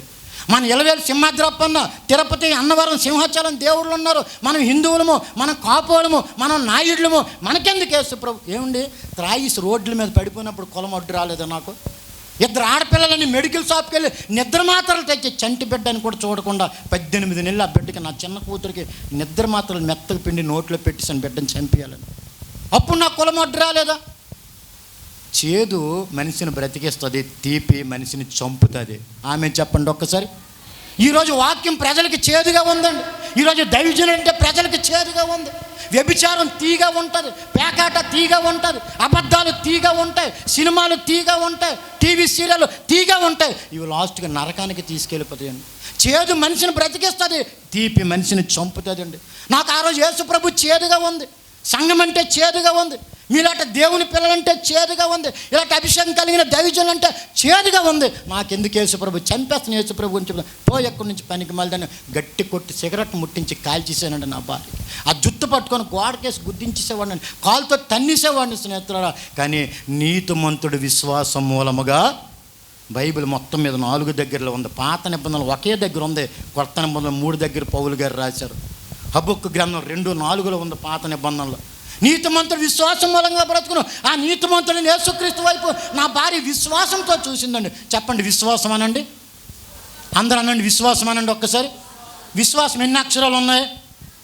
4 అక్షరాలు. ఈ చివరి అక్షరం తీస్తే మధ్యలో ఏముంది? విశ్వాసము కదండి. వీ తీయండి, మూ తీయండి, మధ్యలో ఏముంది? శ్వాస. ఒక శ్వాస పీల్చుకోవడం ముఖ్యమా, విడిచిపెట్టడం ముఖ్యమా? ఒకసారి మీరు చెప్పండి స్నేహితులారా. శ్వాస పీల్చుకోవడం ముఖ్యమా, విడిచిపెట్టడం ముఖ్యమా?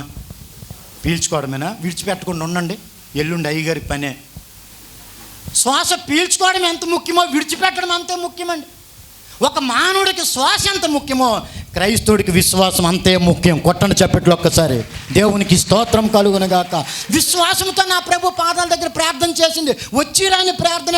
ఎంత పెద్ద గాలి తుఫాన్ అయినా ఒక్క చినుకుతోనే ప్రారంభం అవుతుందండి. ఎంత భోజనం పెట్టుకున్నా ముందు ఒక ముద్దే తింటాం, ఎంత అపార్ట్మెంట్ అయినా ముందు ఒక మెట్టే ఎక్కుతాం. అలా ఎంత పెద్ద ఆత్మీయ సేవకులైనా వారి జీవితంలో కూడా వచ్చి రాని ప్రార్థనతోనే జీవితం ప్రారంభించబడుతుంది. నా భార్య కూడా వచ్చి రాని ప్రార్థన చేసింది. ప్రభువా నా భర్తతో మాట్లాడండి అయ్యా. ఆ 2 స్త్రీలు వచ్చి మీ గురించి చెప్పారయ్యా. నా భర్తకు విశ్వాసం ఇవ్వండి అయ్యా.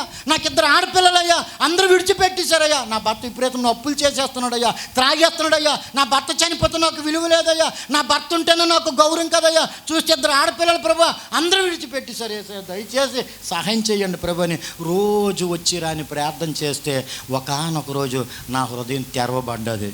నా భార్య దగ్గరికి వెళ్ళాను. వరము నిజంగా దేవుడిచ్చిన వరమే. వరలక్ష్మికి ఈరోజు కూడా నేను వరం అంటాను. నా ప్రభు ఈరోజు నాకు గ్లోరీగా మార్చారు నా భార్యని. వరము యేసుప్రభు నమ్ముకుంటే అప్పులు తీరిపోతాయి అని వాళ్ళు చెప్పారా అన్నాను. తీరిపోతాయి అండి అని అన్నది. నా భార్య ఉద్దేశం ఏంటంటే ఏదో బండి లైన్లో పడినట్టుగా ఉందో అనుకుంది. కానీ నా బుద్ధి ఏంటంటే పాత అప్పులు తీరిపోతే కొత్త అప్పులు చేసుకోవచ్చు, యేసుప్రభు లెక్కీలాటలట్టు ఉన్నట్టుగా ఉంది, పదా చర్చికి వెళ్దాం అన్నానండి. మీరు నమ్మండి స్నేహితులారా, 2 చర్చికి వెళ్ళాము. మన అయ్యగారిలాగే మా ఆత్మీయ తండ్రి కూడా చాలా మంచి వాళ్ళు స్నేహితులారా, బలమైన ప్రార్థన పరులు. ఎంఏ పాల్ గారు ఉన్నారు విశాఖపట్నంలో. ఆయనకే రక్షణలో నడిపించిన మా ఆత్మీయ తండ్రి జార్జి రాజు గారని ఆయన దగ్గరికి మేము తీసుకెళ్ళాం. మా చర్చికి మా ఇంటికి 4 కిలోమీటర్లు. ఆదివారం వెళ్ళేవారు, శుక్రవారం వెళ్ళేవారు, మంగళవారం వెళ్ళేవారు. ఎప్పుడు పిలిస్తే దైవజనులకి ఎప్పుడు కూడా అందుబాటులో ఉండేవారమండి. మీరు నమ్మండి స్నేహితులారా, చర్చికి వెళ్ళాను కానీ కొన్ని రోజులు అయింది, బాప్తీసం తీసుకొనను కానీ మారు మనసు లేదు నాకు. బాప్తీసం తీసుకొని త్రాగేసేవాడినండి. పాస్టర్ గారు ముందు నాకు ఇచ్చేయండి, రొట్టె ద్రాక్ష తీగా ఉంటుందండి, ముందు నాకు ఇచ్చేయండి అని తీసుకునేవాడిని. తీగా ఉంటుందని తీసుకునేవాడిని అండి. రొట్టె ద్రాక్షం తీసుకొని మ్యాట్ని సినిమాకి వెళ్ళిపోయేవాడిని. రొట్టె ద్రాక్షం తీసుకొని అబద్ధాలు ఆడేవాడిని. రొట్టె ద్రాక్షం తీసుకొని బల్లను సమీపించి ఇష్టానుసారంగా బ్రతికానండి. 1:27 రోమా పత్రికలో దేవుడే దగ్గరుండి భ్రష్టు మనసుకు అప్పచెప్పాడు నన్ను. నా చేతులు జీవుకొని మోకాల మీదకి వచ్చి చెప్తున్నాను ఈ మాట. మోకాల మీద ఉండి వచ్చి చెప్తున్నాను ఈ మాట. రొట్టె ద్రాక్షరసం తీసుకున్న మీరు ఎవరైనా సరే వణుకుతో భయముతో తన్ను తాను విమర్శించుకొని ఎడల తీర్పు పొందకపోదురు. కొరింథీయులకు రాసిన 1 పత్రిక. ఇష్టానుసారంగా తీసుకొనండి. ఒక భయం లేదు, భక్తి లేదు. అది అగ్నితో సమానం. ఆత్మీయ సేవకులు, బలమైన సేవకులు, పరిశుద్ధాత్మ అభిషేకంతో నింపబడిన దైవజనులు, ఆ దైవజనులు చేత్తో ఇస్తున్నప్పుడు పనికి మేల బుద్ధితో సినిమాలు చూసుకుంటూ, అబద్ధాలు ఆడుకుంటూ, లోకంలో ఉంటూ, ఒక్క రూపాయి దశంభాగం ఇవ్వకుండా ఇష్టానుసారంగా బ్రతికి లాస్ట్కి ఏమైపోయిందంటే స్నేహితులారా, భ్రష్టు మనసుకి దేవుడు అప్పచెప్పించాడండి. లాస్ట్కి 2,75,000 అప్పు అయిపోయానండి. ఒక్క రూపాయి ఇంట్లో లేదు. నా 2 బిడ్డలకు అన్నం పెట్టడానికి లేదు. కనీసం ఆడపిల్లకి డ్రాయర్లు కొనలేని పరిస్థితి. ఒక్క పిడికిడి బియ్యం లేవు ఇంట్లో. కన్నీరు కాచి ఏడుస్తుంది నా భార్య. 12 సంవత్సరాలు పెళ్ళి అయిన తర్వాత 12 సంవత్సరాలు నరకం పెట్టానండి. ఏ భార్య ఉంటుందో ఆలోచించండి స్నేహితులు. 12 సంవత్సరాలు నరకం పెట్టాను. అలా జరుగుతుండగా ఒకానొక రోజు నా భార్య నా దగ్గరికి వచ్చి, అయ్యా నీ బ్రతుకు వేస్ట్ అయ్యి అన్నదండి. ఏ రోజు ఎదురు సమాధానం చెప్పలేను నా భార్య. ఒకరోజు నా కళ్ళ ముందుకు వచ్చి, నీ జీవితం వేస్ట్, నిన్ను కట్టుకున్నందుకు నా బ్రతుకు వేస్ట్, మన కడుపులో పుట్టిన 2 ఆడపిల్లల జీవితం వేస్ట్, 14 మేలు చనిపోదాం, పక్కనే సముద్రం ఉంది, లేదంటే పురుగుల మందు తెచ్చి, లేదంటే ట్రైన్ కింద తలపెట్టి చనిపోదాం, పద, ఈ బ్రతుకు వద్దండి అన్నదండి. ఎప్పుడైతే అలాగ అన్నదో, ఎప్పుడు ఎదటోళ్ళని ఏడిపించడమే తప్ప నేను ఎప్పుడు ఏడలేదండి నా జీవితంలో. ఎప్పుడు అనేక మంది ఉసురు పోసుకున్నాను తప్ప, అనేక మందిని తిట్టోని తప్ప, అనేక మందిని కొట్టోని తప్ప, అనేక మంది దొంగతనం చేసేవాడిని తప్ప ఏ రోజు నేను ఏడవలేదు. కానీ ఆ రోజు నా భార్య నా కళ్ళ ముందు ఏడుస్తుంది, ఇంక ఈ బ్రతుకొద్దు చనిపోయిన పదని. నా 2 పిల్లలు మీరు నమ్మండి పాపం ఆకలితో ఉన్నారండి. 2 ఆడపిల్లలు, 3 సంవత్సరాలు 4 సంవత్సరాల బిడ్డల వయసు, చిన్న పిల్లలు ఆకలితో. వాళ్ళు ఏం తట్టుకుంటారండి ఆకలికి? ఎవరింటికి వెళ్ళి అడుక్కుంటారు స్నేహితులారా? మా నాన్న త్రాగుపోతాడండి, మా అమ్మ ఇంట్లో ఏం వండలేదండి, పిడికిడి అన్నం పెట్టండి, పిడికిడి బియ్యం ఇవ్వండి అని ఎవరింటికి అడుక్కుంటారండి ఆడపిల్లలు? ఆలోచించండి స్నేహితులారా. అలాంటి దౌర్భాగ్యమైన జీవితం నేను జీవించానండి. నా భార్య ఇంక బ్రతుకొద్దు పద చనిపోందమన్నది. ఆ రోజు మధ్యాహ్నం 3 నుంచి ఉదయం 9 గంటల నుంచి ఇది జరుగుతుందండి. మధ్యాహ్నం 3 గంటల నుంచి రాత్రి 9:30, 10:30 అంటే ఇంచుమించు 7 గంటలు ఆయన కాలు పట్టుకొని నేను ఏడ్చానండి. ఎప్పుడు నేను ఏడవలేదండి. ఎప్పుడు ఎదటోళ్ళు ఏడిపించడమే, నేను ఏ రోజు ఏడవలేదు స్నేహితుడు. కానీ ఆ రోజు కన్నీటితో దేవుని వేసే కాలు పట్టుకున్నాను. స్నేహితులారా, పునాది కనిపిస్తుందా, బిల్డింగ్ కనిపిస్తుందా? చెప్పండి ఒకసారి. పునాది కనిపిస్తుందా, బిల్డింగ్ కనిపిస్తుందా? బిల్డింగే కనిపిస్తుంది, పునాది కనిపించదండి. పునాది అయిన దైవజనులు చేసిన ప్రార్థన ఈరోజు మన కుటుంబాలు కూడా నిలబడడానికి కారణము దైవజనులే. కొట్టండి ఒక్కసారి, చప్పట్లు కొట్టండి. నా జీవితంలో కూడా ఆ పునాదైన మా ఆత్మీయ తండ్రి, ఆ మొదటి పునాదైన యేసుక్రీస్తు వారు నన్ను కనికరించి, ఆత్మీయ తండ్రి ద్వారా బాప్తిసం ఇచ్చి, ఆత్మీయ తండ్రి ద్వారా రక్షణలోకి నడిపించి, ఆత్మీయ తండ్రి ద్వారా కన్నీటి ప్రార్థన చేయించిన ఆ రోజు వెంటనే కార్యం జరగలేదు. కానీ ఆ రోజు ఒకానొక రోజు వచ్చింది. మళ్ళీ చెప్తున్నాను స్నేహితులు, ఈరోజు పగలు రాత్రి, రేపు పగలు రాత్రి, ఎల్లుండి కూడా ఈ 3 రోజుల మీటింగ్ ద్వారా నా ప్రభు బలమైన అద్భుత కార్యం చెయ్యునుగాక. అందరూ ఆమె చెప్పండి ఒక్కసారి, గట్టి చెప్పండి ఒక్కసారి. నిజం స్నేహితులారా, ఒక మాట ఉంది, నేను బైబిల్ చదివే చెప్తాను. 33 సార్లు ఉందండి ప్రసంగి గ్రంథంలో. 12 అధ్యాయాలు ఉన్నాయి ప్రసంగి గ్రంథంలో. వ్యర్థము సూర్యుని కింద జరుగుతున్నది సమస్తము వ్యర్థమని 33 సార్లు ఉంది. కానీ పౌలు గారు అంటారు 15:58 కొరింథీయులకు రాసిన మొదటి పత్రిక, క్రీస్తునందు మీ ప్రయాసము వ్యర్థము. సొలొమోను గారు వ్యర్థం అంటే పౌలు గారు వ్యర్థము కాదు అంటున్నారు. ఈ ఉపవాస ప్రార్థనలు కూడా వ్యర్థము కాదు. ధరలో నీ ప్రేమలన్నీయు స్థిరము కాదు, తరిగిపోవును. క్రీస్తు యేసు కల్వరి ప్రేమ అడవరకు ఆదరించె. ధరలో నీ ప్రేమలన్నీయు స్థిరము కాదు,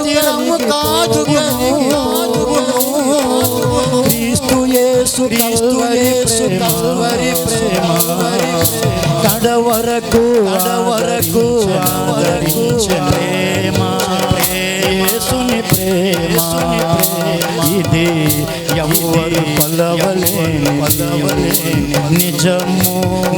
దీనిని ఇది భువించలేని. దేవునికి స్తోత్రం కలుగునగాక. ఆయన వద్దకు వచ్చిన వారిని ఆయన ఎంత మాత్రం కూడా బయటకు త్రోసివేసే దేవుడు కాదండి. ఎంత ప్రేమమయుడో, ఎంత కృపామయుడో జాగ్రత్తగా వినండి స్నేహితులారా. నా భార్య అన్నది, ఇంక బ్రతుకొద్దు పదండి చనిపోందమని.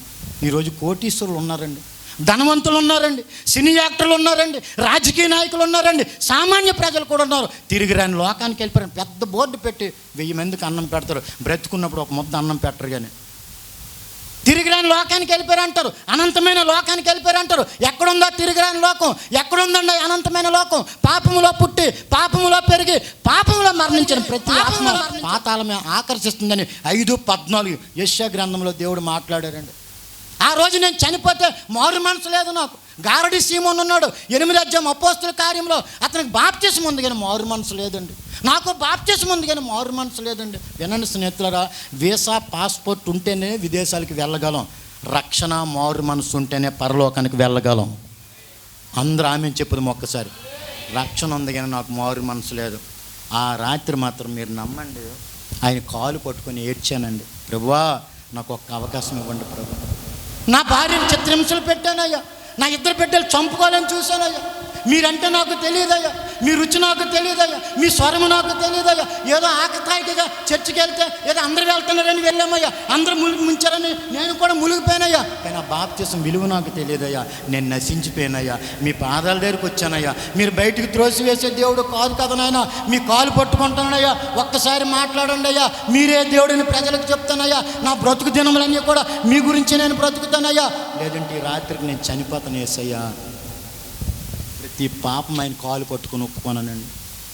ప్రతి పాపమైన పాదాల దగ్గర మధ్యాహ్నం 3 నుంచి రాత్రి 10:30 వరకు ఏడ్చి ఏడ్చి ఏడ్చి క్రొత్త నిబంధనలో యేసు ప్రభు నవ్వినట్టుగా ఎక్కడ లేదండి.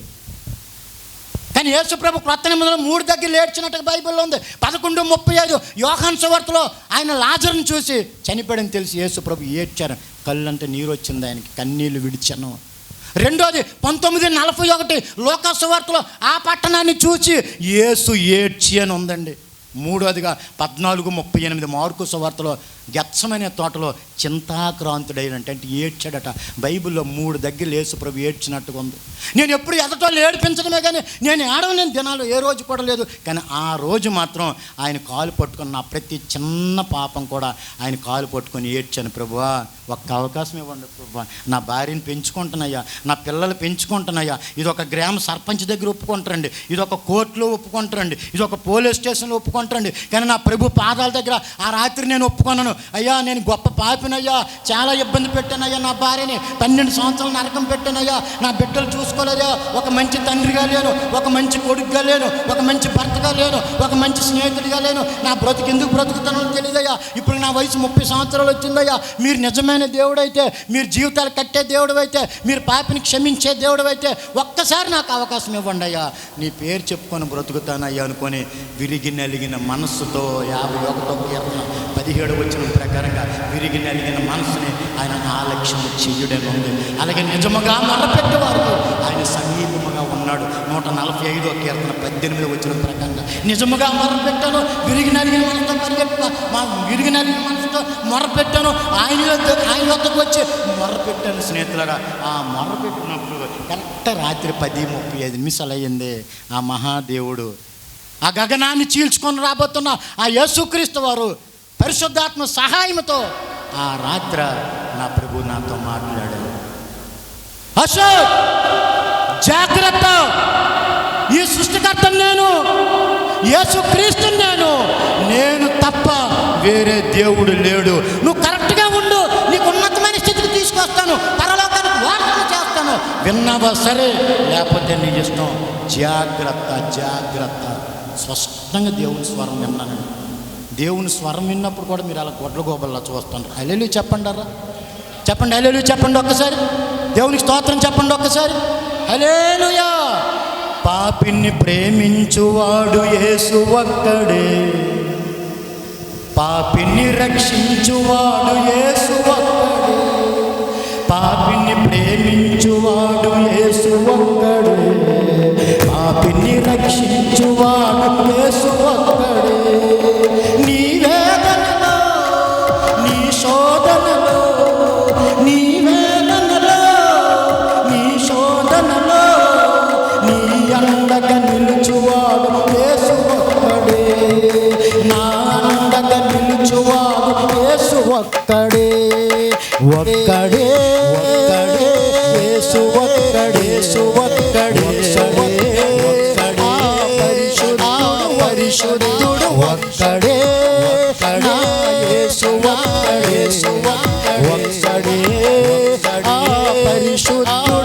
పరిశుద్ధుడు అద్వితీయ దేవుడు దేవుడు యేసు అద్భుతములు చేయువాడు అద్వితీయ దేవుడు యేసు ఒక్కడే అద్భుతములు చేయువాడు జీవ మార్గమై సత్య దైవమై జీవ మార్గమై సత్య దైవమై అండగా నిలిచేవాడు యేసు ఒక్కడే నా అండగా నిలిచేవాడు యేసు ఒక్కడే యేసు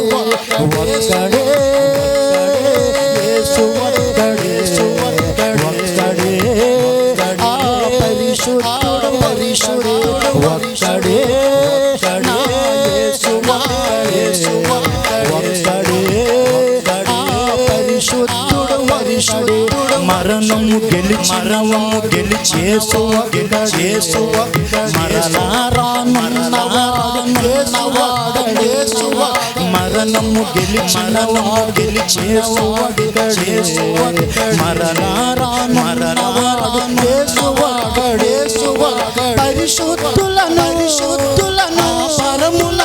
పరములకు పరిశుద్ధులను పరమున ప్రేమతో కొని ప్రేమవాడి యేసు ప్రేమతో కొని ప్రేమవాడి యేసు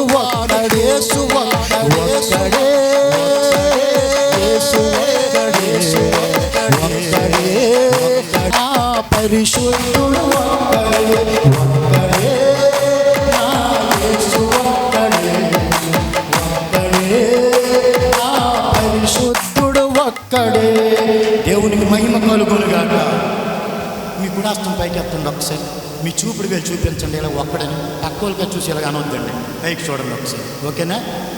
పాపిని ప్రేమించువాడు, అందరూ నోరు తెరవండి, అందరూ నోరు తెరవండి దయచేసి. పాపిని ప్రేమించువాడు, పాపిని రక్షించువాడు అద్వితీయ దేవుడు అద్భుతములు చేయువాడు మరణము గెలిచినవాడు మరలా రానున్నవాడు జీవ మార్గమై సత్య దైవమై జీవ మార్గమై సత్య దైవమై అండగా నిలుచువాడు మన అండగా నిలుచువాడు ఒక్కడే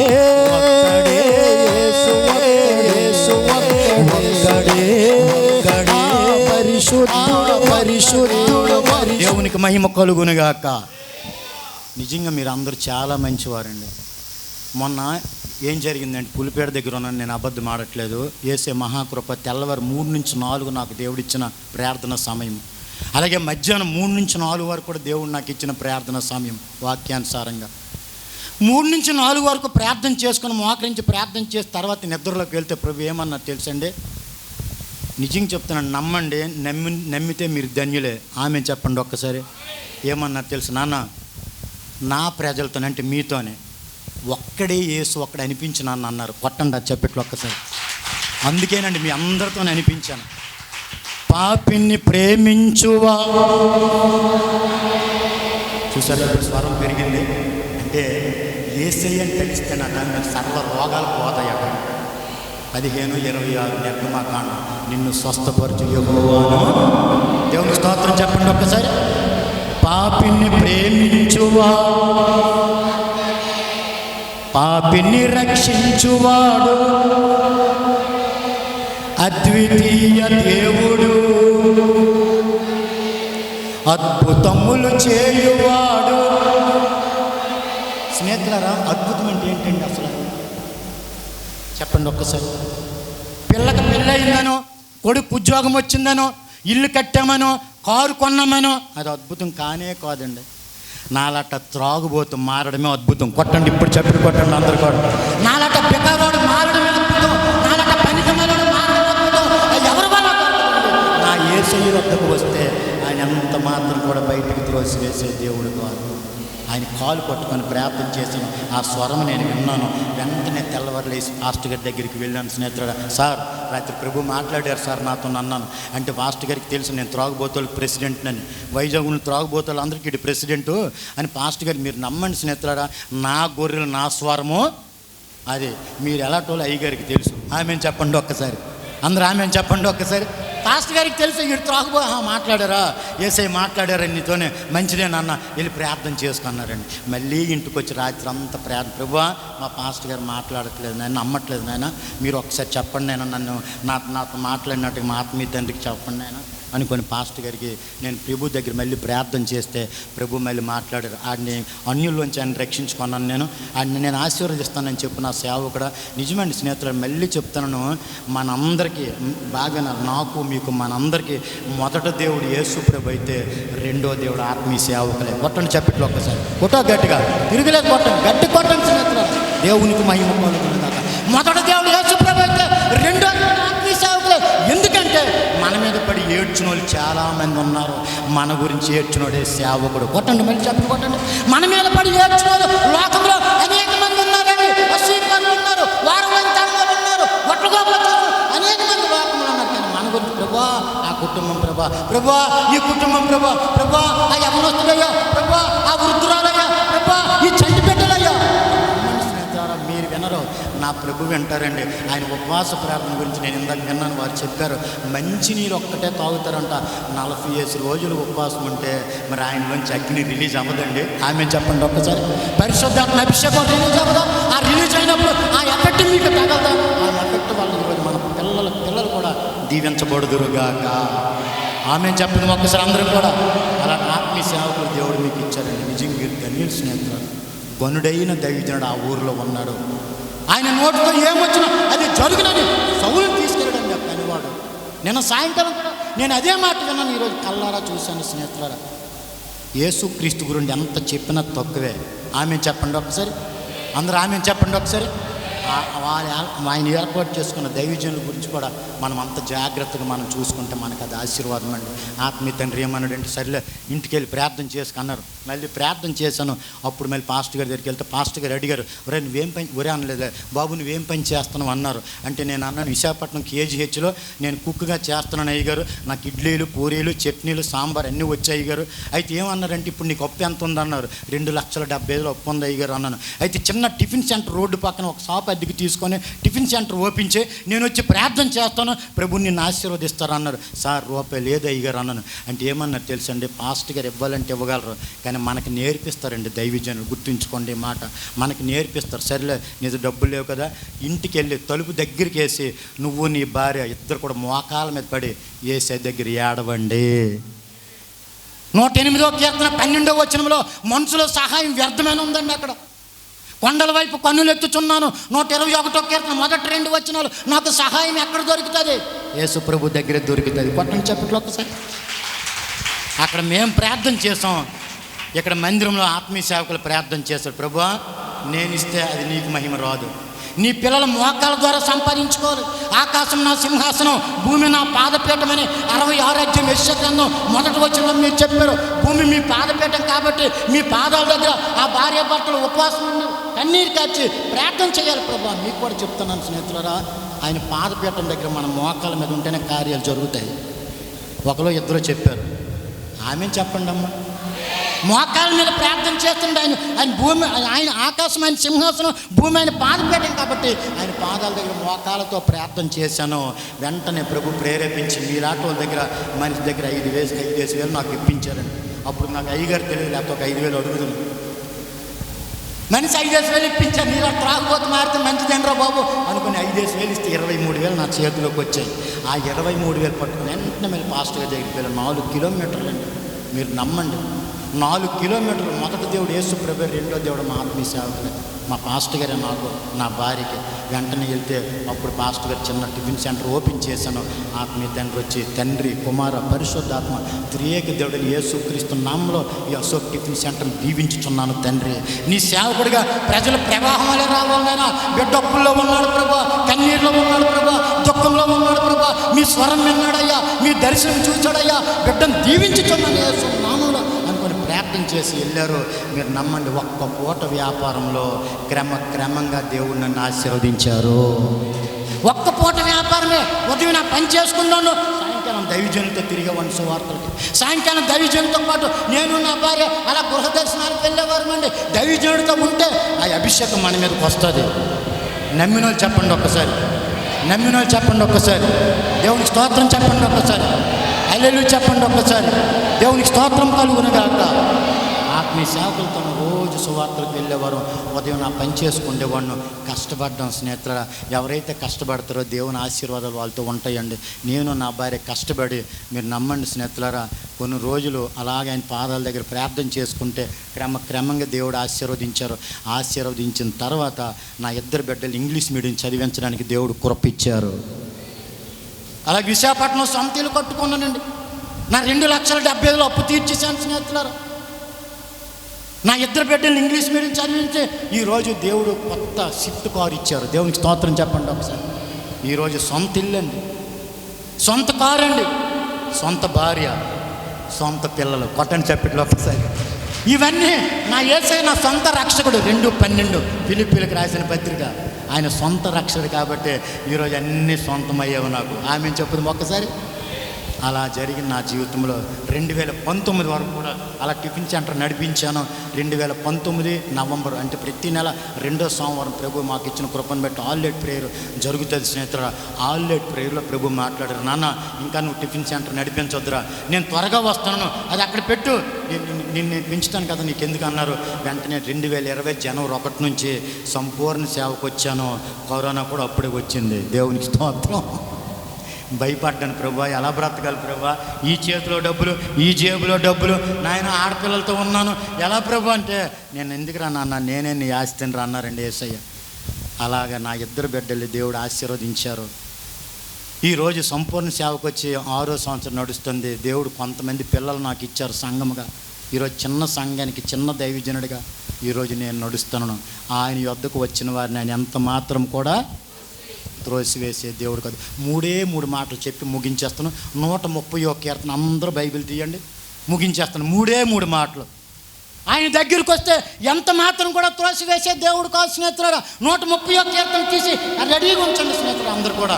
131 కీర్తన 4వ వచనం చూడండి స్నేహితులారా. 4వ వచనం. అయినను జనులు నీ యందు భయభక్తులు నిలుపునట్లు నీ యొద్ద క్షమాపణ దొరుకును. అందరూ ఆమె చెప్పండి ఒక్కసారి.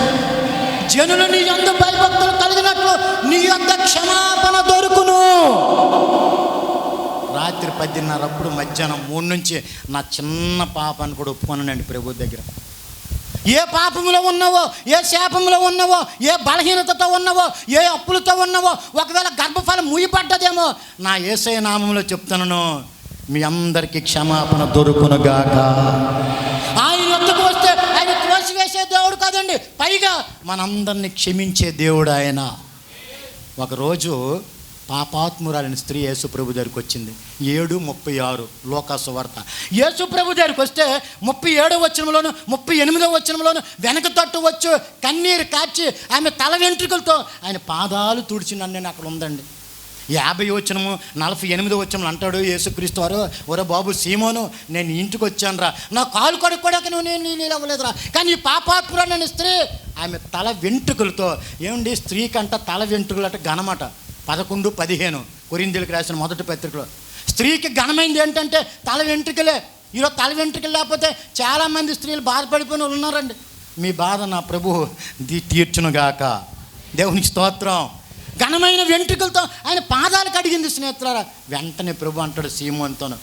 అప్పుడు 50వ వచనంలో ఉంటుంది, అమ్మ చదువమ్మ 50వ వచనం 7:50 లోకాసు వార్త. యేసుప్రభు ఏమంటాడు తెలుసండి ఆమెతోనే, అమ్మా అందుకు ఆయన నీ విశ్వాసము నిన్ను రక్షించెను. అందరూ ఆమె చెప్పండి ఒక్కసారి.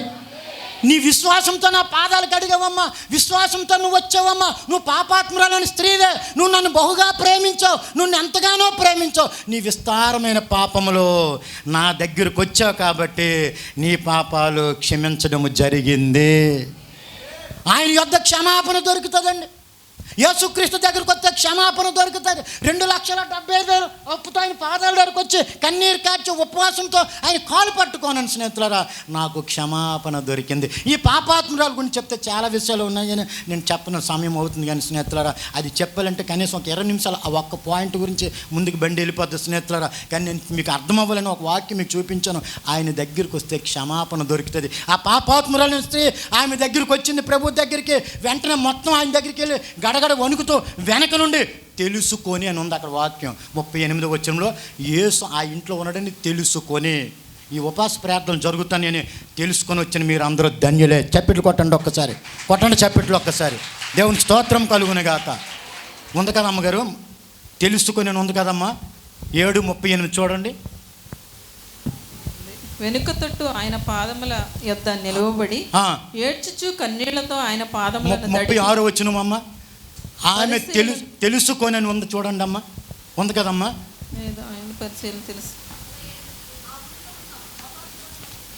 ఒక స్త్రీ యేసు పరిసయ్యుని ఇంట భోజనమునకు కూర్చున్నాడని తెలుసుకొని 37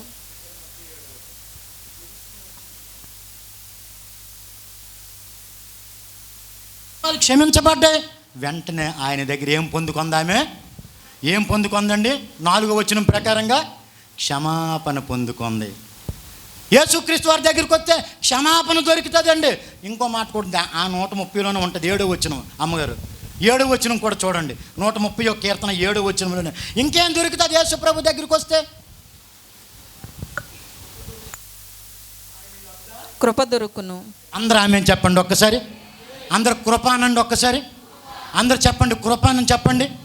ఈ కృప గురించి చెప్పిన చాలా విషయాలు ఉంటాయి, కానీ నేను ఇంకా లోతు వెళ్ళం. కానీ స్నేహితులారా, కృప అంటే ఏంటి తెలుసండి? 2,70,000 అప్పుతో ఉన్న నన్ను, సినిమాల దగ్గర బ్లాక్ టికెట్లు అమ్ముకున్న నన్ను, నా భార్య మేడలో పుస్తులతో అమ్ముకున్న నన్ను, నా చంటి బిడ్డను చంపుకోవాలనుకున్న నన్ను, ఒంటి మీద సెట్ లేకుండా తిరిగిన నన్ను, ఈరోజు నా ఆస్తి ఎంత తెలుసండి? 66 కోట్లు. కొట్టండి చప్పట్లు ఒక్కసారి, గట్టి కొట్టండి చప్పట్లు ఒక్కసారి, కొట్టాల గట్టిగా. 66 కోట్ల ఆస్తిపరుండండి నేను. 66 కోట్లు అంటే పాత నిబంధన 39, కొత్త నిబంధన 27. ఇదే 66 కోట్లు. కొట్టండి మళ్ళీ చప్పట్లు, కొట్టండి గట్టిగా చప్పట్లు. దేవునికి స్తోత్రం కలుగునుగాక. ఇదేనండి కోట్లు. నేనే కాదు, మీరు కోటీశ్వరులే. మొన్న ఒక ఆవిడ యూట్యూబ్లో సాక్షిని ఫోన్ చేసింది. అయ్యా, మా ఆయన వచ్చే సంవత్సరం రిటైర్ అయిపోతాడండి, ఒక 5 లక్షలు సర్దండి అన్నది.